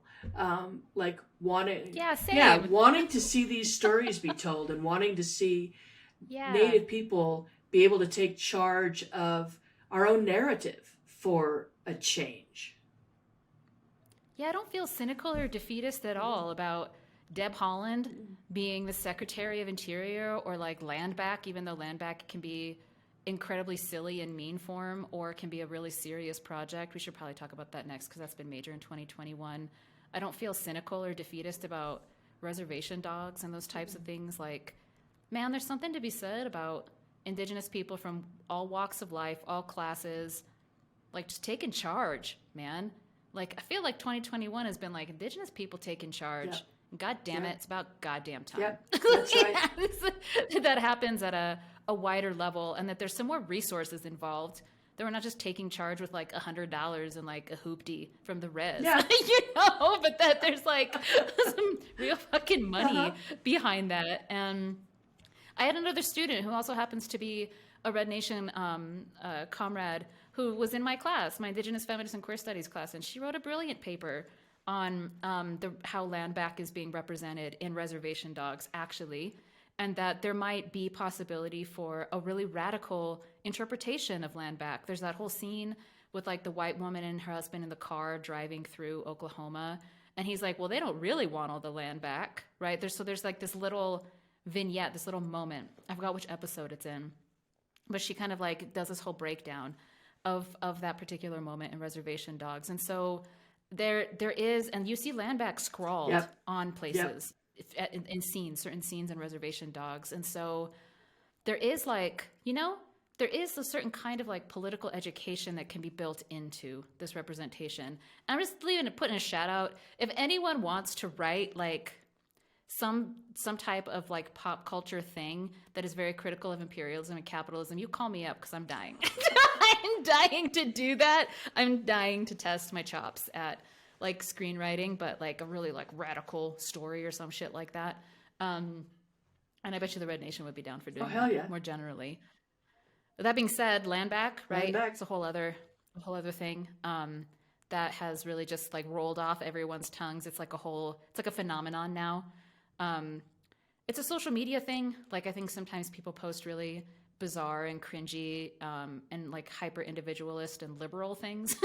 And then they're like, land back. Like, this is what land back means to me. It's like sleeping in a comfortable bed at night or something like that. But then, there's also like very serious work that people are doing on front lines around land back. And that's the thing. That's just the other thing I want to just reemphasize is that like this review of 2021 is making me realize like, yes, all of this shit is happening in like the realm of identity and like symbolic representation and shifts in racism and like popular culture.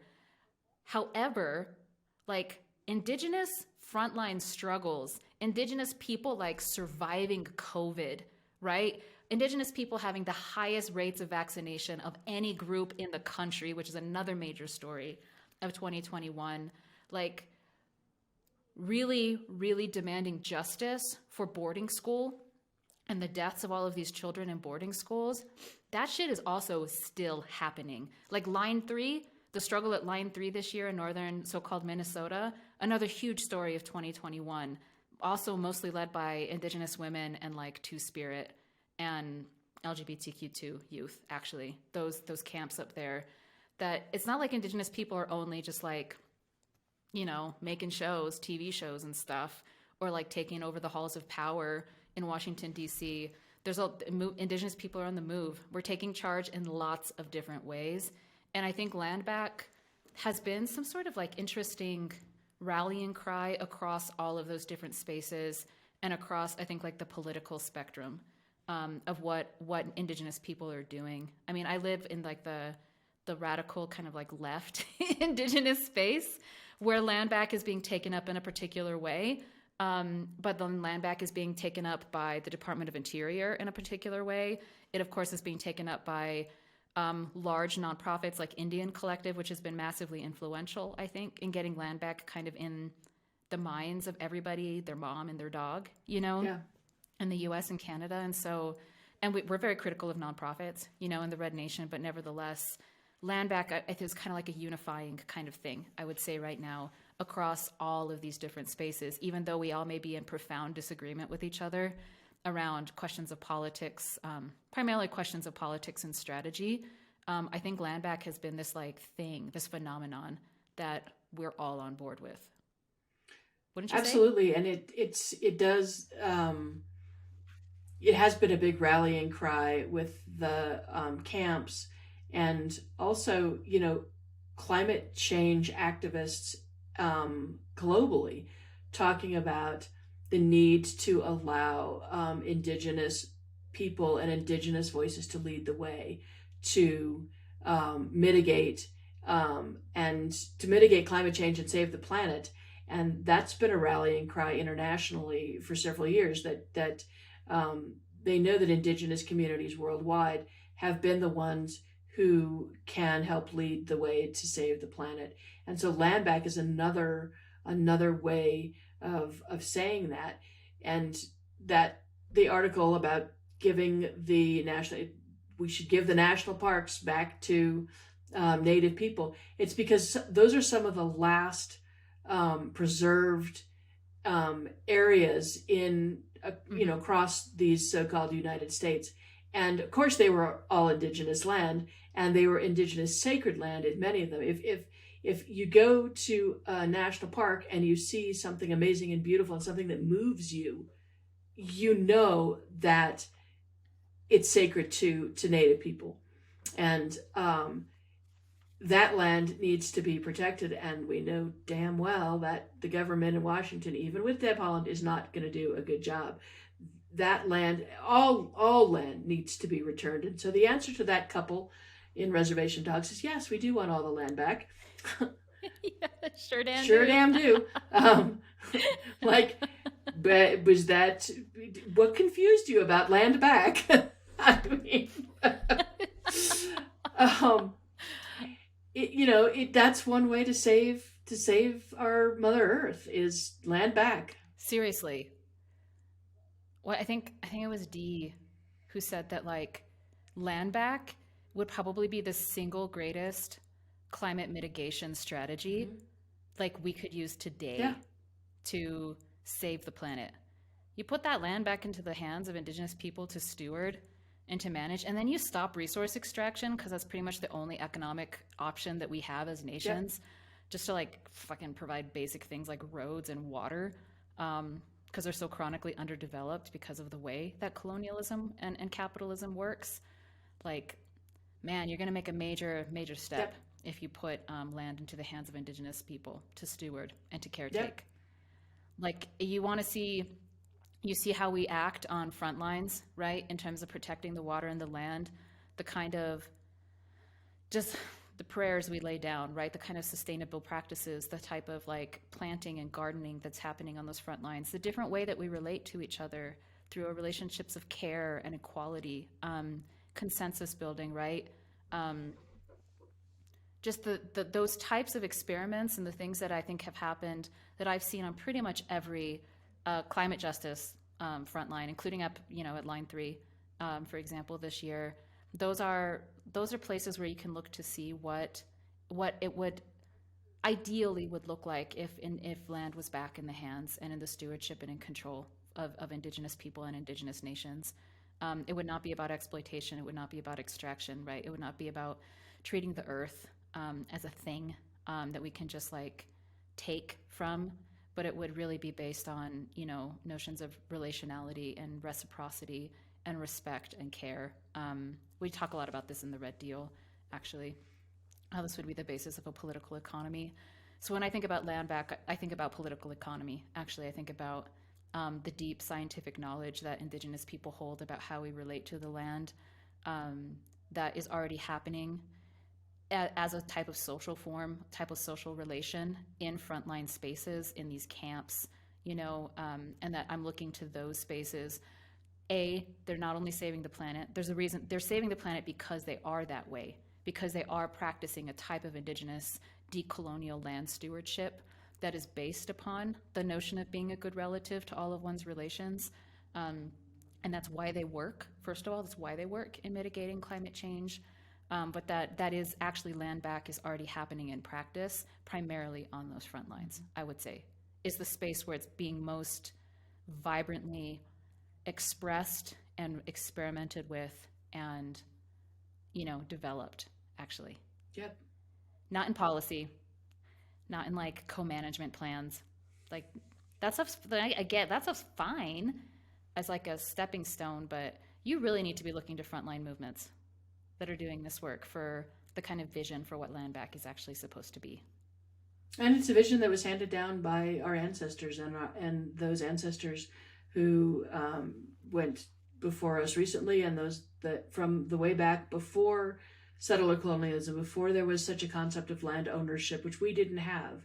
We never had a concept of land ownership. The earth and the resources of the earth were free for all, and the only thing that Mother Earth ever asked for us back was stewardship and reciprocity and community, and those are the things you see in those frontline camps. And it just makes sense to return to that form. It's the only thing that will save the planet right now. Yeah. And again, it's primarily like women. It's primarily Indigenous women who are really holding it down and providing leadership, and like really fearlessly, I think, practicing that way of life, and that type of political economy and like deep scientific knowledge of land stewardship and that different type of land tenure. And so, yeah, like I said, there's a lot of stuff happening that people are calling land back. Land back like any type of like phenomenon or shift, rallying cry. There's a lot of different interpretations of what that means. Lots of politicking that happens, but for me personally, as like what also I think the Red Nation, as like a militant kind of left Indigenous revolutionary organization, it's the frontline struggle stuff. It's like the things that IEN was talking about in that report, about why those particular struggles are saving the planet. Like that's where I'm putting my eggs in that basket, when it comes to land back. Yeah, absolutely. Yeah. Well, okay, so we've been talking for a long time. There was a lot to talk about in 2021. Thanks for bearing with us. There are a couple more things I wanted to talk about in relationship to land back, but also just kind of transitioning to wrapping up. But one of them, and this was actually a type of land back because this was a true struggle. It was a coalition of tribal governments, federal officials, and grassroots movements that initially got Bears Ears. Remember Bears Ears Monument? Got that, I think, in Grand Escalante protected, and then Trump under Obama, and then Trump undid that.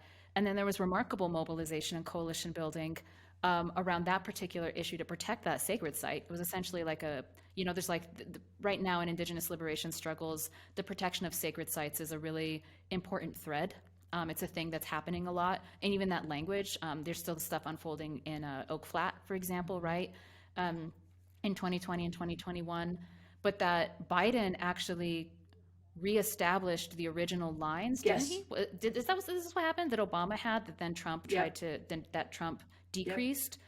And so that happened in October, at the beginning of October of this year. And that's a major victory. I don't know. I wasn't super involved in the struggle to protect Bears Ears, but a lot of people were. And that's a big deal. That's a big deal for that particular piece of land to be expanded again and to be protected. And that is actually a type of tangible land back that could easily be overturned.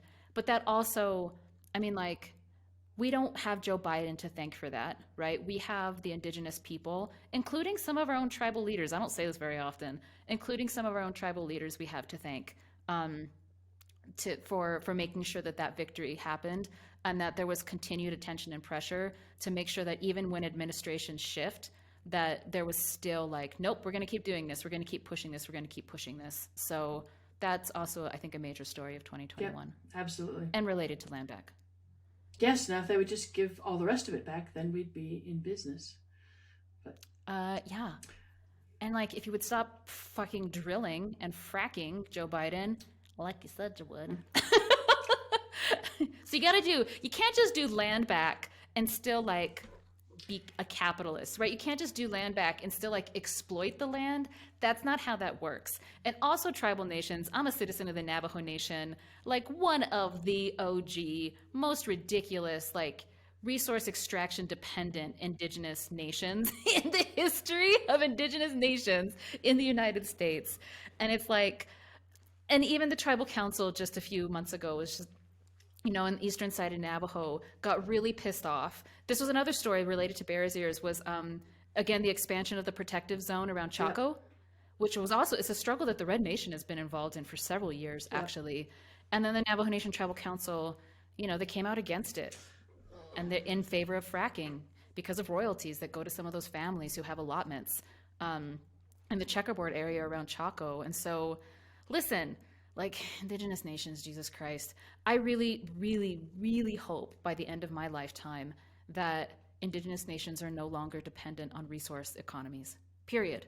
Even if it's renewable resource economies, we need to be able to have some different type of economic development model.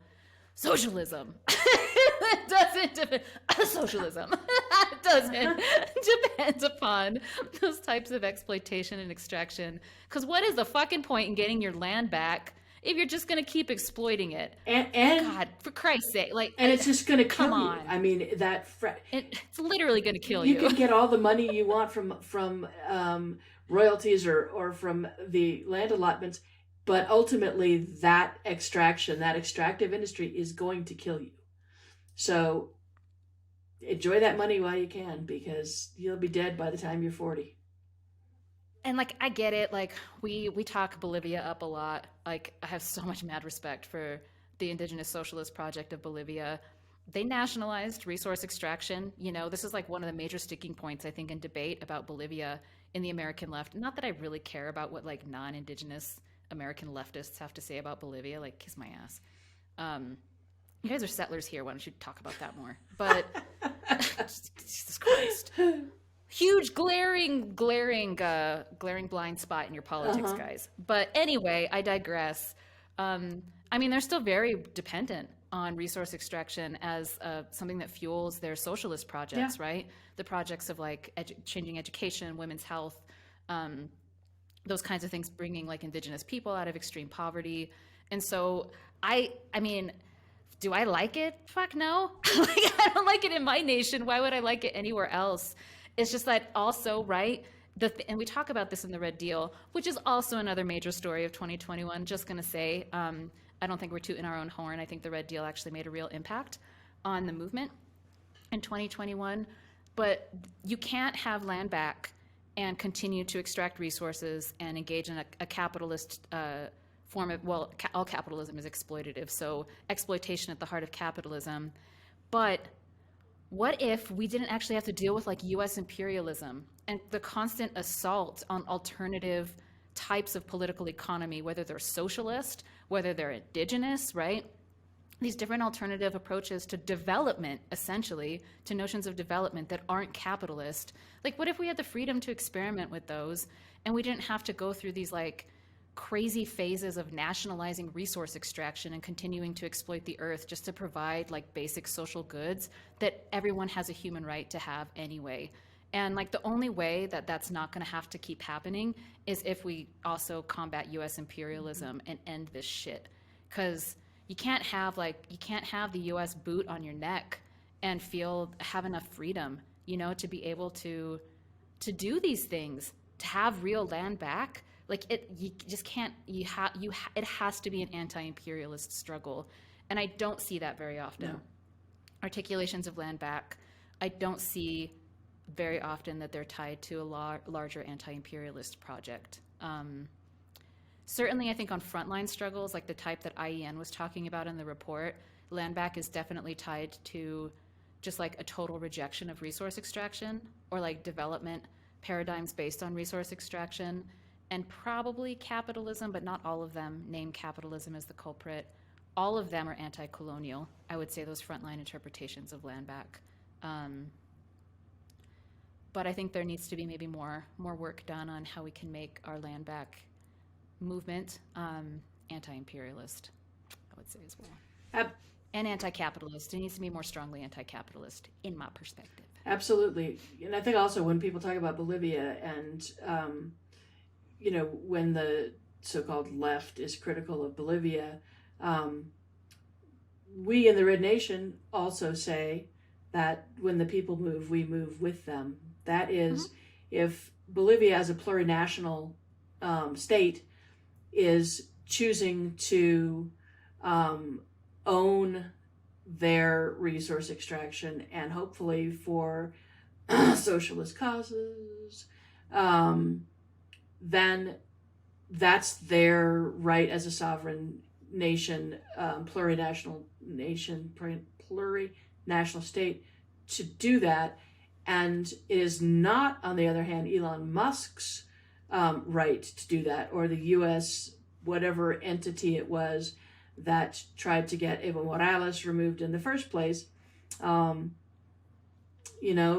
have to we don't always agree with what indigenous nations are going to do, but if it is the people who are doing it, then we have to support the people.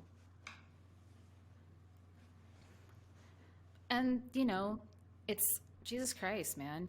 Revolution doesn't just happen overnight. You can't just sit around just like wagging your finger and looking down at people who are trying to build movements in all of their historical complexity. We need to fund the revolution. Yeah, in the face of great odds. Like, you can't just sit here having like the perfect critique or pure politics. Jesus, I see that so much. I see that so much in the US left and in the academy, the petty bourgeois academy, where people are like, well, this isn't perfect or pure enough for me, so I'm just going to dismiss it. I'm going to shit on it. I'm going to get on Twitter and I'm going to trash it. And it's like, why don't you go out and participate in a movement and see how difficult that is? Working with people and actually being in relation, which is like the prerequisite, quite literally, for building movements. Movements are pretty much nothing but relationships and like networks of relationships, which I think also describes Indigenous socialism personally. Like, we talk a lot about kinship and relationality as central to our interpretation of Indigenous socialism in the Red Nation. But yeah, man, like, that stuff it's slow, it's hard. People are hard to work with, but also like contradictions. There's so many contradictions, and you're just having to constantly resolve and confront contradictions. It's just cascading contradictions all over the place when you're building movements. That's just the nature of the game, and just deal with it. and people who get off your high horse. And people who are involved in that real work on the ground. It's also about looking at your own politics and constantly assessing and exploring and checking yourself at the door and saying, this is what I'm doing the best representation of kinship, is what I'm doing the best thing for the community, and recognizing that all of our comrades, all of our relatives, and all of our other than human relatives, the water, the trees, the air, the animals, is what I'm doing good for them also. And it's a whole huge, it's a huge ass world out there, and navigating it, particularly as an Indigenous, feminist, socialist, communist comrade, is, there's a lot of times when you want to step and you say, wait a minute, is that, am I stepping over the precipice? Do I need to step back? Do I need to go to the left a little bit more? And we're just doing the best we can. We're not perfect. Yeah. Sometimes one of the greatest things I've learned from like left revolutionary writing and speeches is like, sometimes you suspend the contradiction and sometimes you engage it. And you're always having to make choices when you're building relationships with people in struggle. Like, and there's so many different scales and levels of contradiction, many of which are within ourselves, and there are moments when you need to engage it, and that's what will move you forward individually and collectively. And then there's sometimes when you need to suspend those contradictions, and that is actually where you're going to make the greatest gains. And you don't always make the right decisions at those moments in that dialectical play between suspension and engagement. But you just got to make those choices, and you got to keep plodding forward. And when you make mistakes, you just got to like reflect, and you just got to figure it out and keep going. But honestly, this is a very Indigenous thing. Elizabeth Cookland, one of the founders of Native American Studies, taught me this. You have to keep the plot going. Like, we said this at the beginning. If the story ends, that would be the greatest travesty of history if the story ended, because for Indigenous people, that's simply not acceptable. Like, you can't ever end the story, you know? The story isn't even linear. It's cyclical. Like, quite literally, the story doesn't end.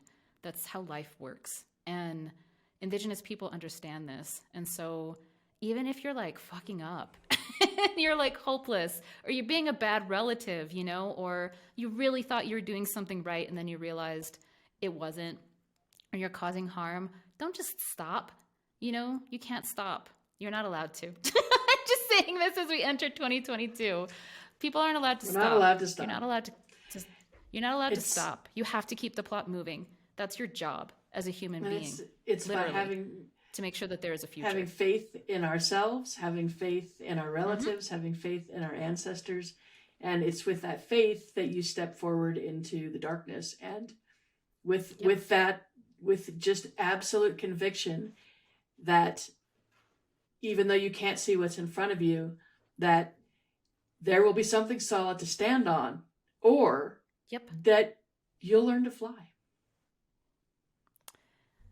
Oh my God, beautiful words. Been thinking a lot about this as 2021 comes to a close. Again, Indigenous people taking charge. It's kind of been the theme, I think, of our entire show. Like, Indigenous people are taking charge. And a huge chunk of that is like, I just want Indigenous people to start trusting themselves. As you take that next step over and over again into the darkness, just trust that you're going to be okay. All right? Just trust that you're going to be okay, because you have to. Like, we have to do this if we have any hope of a future. Like, not just our own nations, but like as a species. And for this Mother Earth that we cherish so deeply, who we all carry in our spirits and in our hearts, who gave us life. And so there's immense darkness. I'm in the darkness too. You know, don't get me wrong. But like, I'm going to keep putting those feet in front. Every day that sun comes up, I'm going to lay down my prayer and I'm going to keep going forward. I'm going to keep marching towards that future. I'm going to keep trying to make history with those footprints, right? Because that is essentially all that, when we talk about Indigenous liberation, it's real simple. That's what we're doing. We're keeping the story going. We're keeping the plot going. And we're going to keep taking those steps forward. And each of those steps is a small victory and also a necessity. It's an absolute necessity. And we would not be here if our ancestors didn't do that for us. And so I know it's a low point, but it is what it is, man. You just got to listen to Indigenous women when they tell you, like, pick yourself up and keep going, period. That's right. Like, that's what they're telling me. All the Indigenous women I know are just like, knock it off and keep going. Just keep going. Comrade Cleo says this a lot in the Red Nation. She'll sometimes just drop in the chat out of the blue. She'll be like, keep going, everyone, keep going. Yep.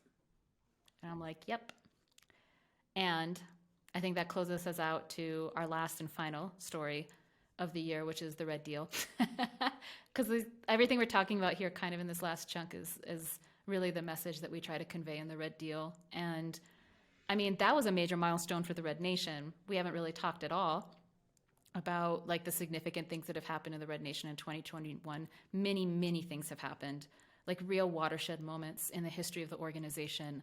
But I think the release of the Red Deal is kind of the pinnacle of that. And the Red Deal has been widely circulated and read. I think the Red Deal has made a real impact, for better or worse, on the movement. People in Congress read the Red Deal, all the way down to community members, you know, all the way across the world. People read the Red Deal. We were on Democracy Now! Talking about the Red Deal. Like, the Red Deal is a big deal. And not just because we wrote it, but because we wrote it because we wanted to make a contribution, you know, to keep people going. And so yeah, I think that the publishing of the Red Deal made an impact this year, not just in the Red Nation, but on the movement for Indigenous liberation more broadly. And I am super fucking proud of that vision. And it's just a starting point. Like, we have so much more to give. We really do. We have a lot more. We have many chapters left in us. The Red Nation does. And even though we've changed a lot, like, we're not stopping. Nope. Taking charge. Yep. So, You're going to see us continuing to take charge in 2022. Because remember, politicians can't do what only mass movements can do. And that is where we're going. Forget about politics. It's all about the people. Yep. It really is. It's the time. And I think we've already been in that time for a while, actually. So let's just keeping it real with the people. And yeah. So 2021. We met real quick. So in our last episode, oh my God, because we have so many problems with Wi-Fi on Red Power Hour because people live on reservations, right? On like res land. And so Wi-Fi is just like fucking terrible because infrastructure. There's so much chronic underdevelopment, right? On reservations. That my comrade Justine cracked this joke at the very end of our last episode when we were talking about COP.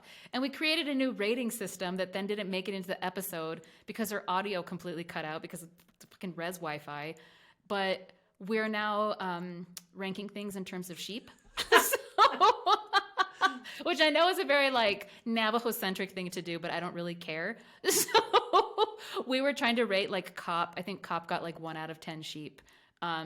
We gave Indigenous communism 10 out of 10 sheep, for example, in terms of like solutions to climate change.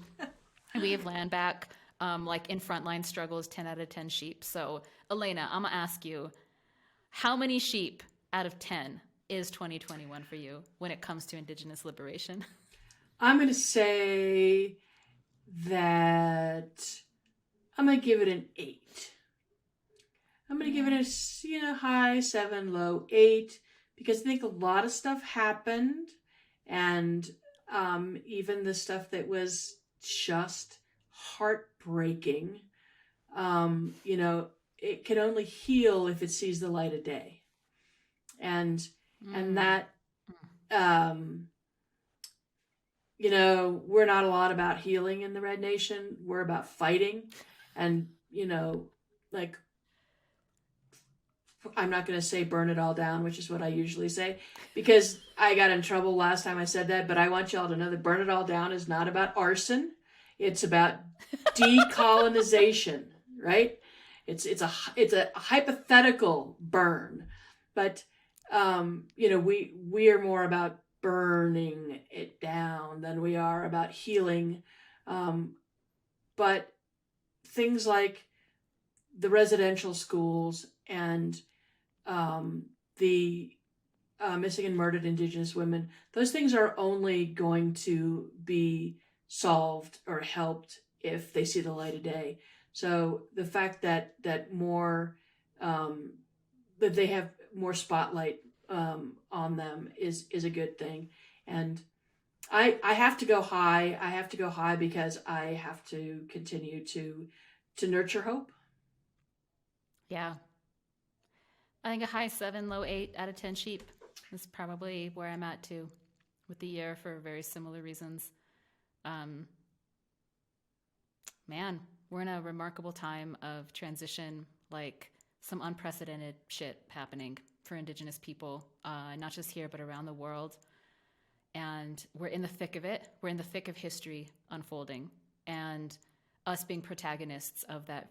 What is it? Lee Maracle says, she's like, we're the authors of a new society. Yeah.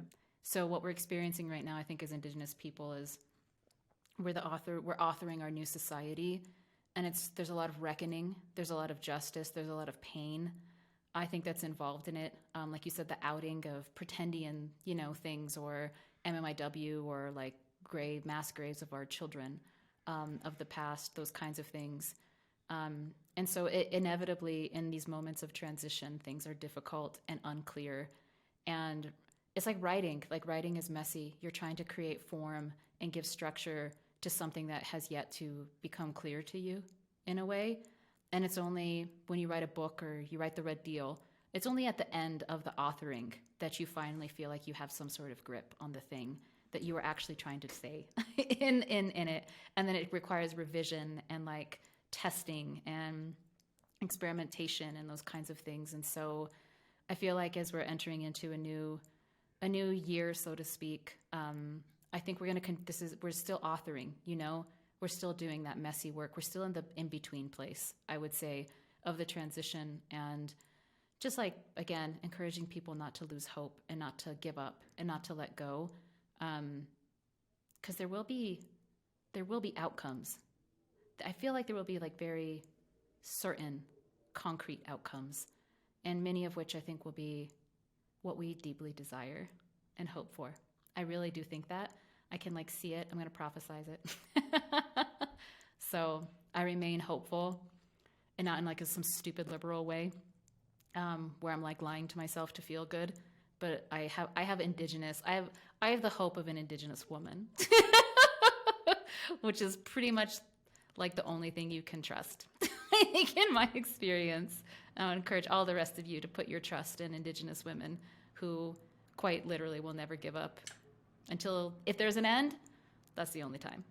Because we are quite literally the result of the struggle of millions. And our ancestors are behind us. They're next to us. They are lifting us up. And every time we think we can't take another step, and we do, that's because they're there with a hand, giving us the strength to take that step. So hope is revolutionary, and hope is Indigenous, and hope is our imperative. We have to do it.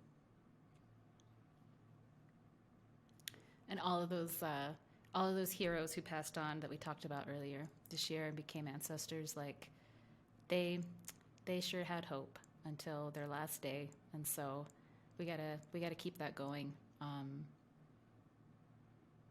I feel good. I feel good at the end of this terrible year. Yep. Yep. And everyone get your booster, please, dear God. Just doing a public service announcement now, public health announcement. All Indians get boosters. It should be a slogan. Again, we'll probably have to get another booster. I was just going to say, keep getting them. Like it's a small price to pay. And, yep. Keep getting them. And yeah, well, we'll catch you all in 2022. Our first episode will be a couple of weeks into the year.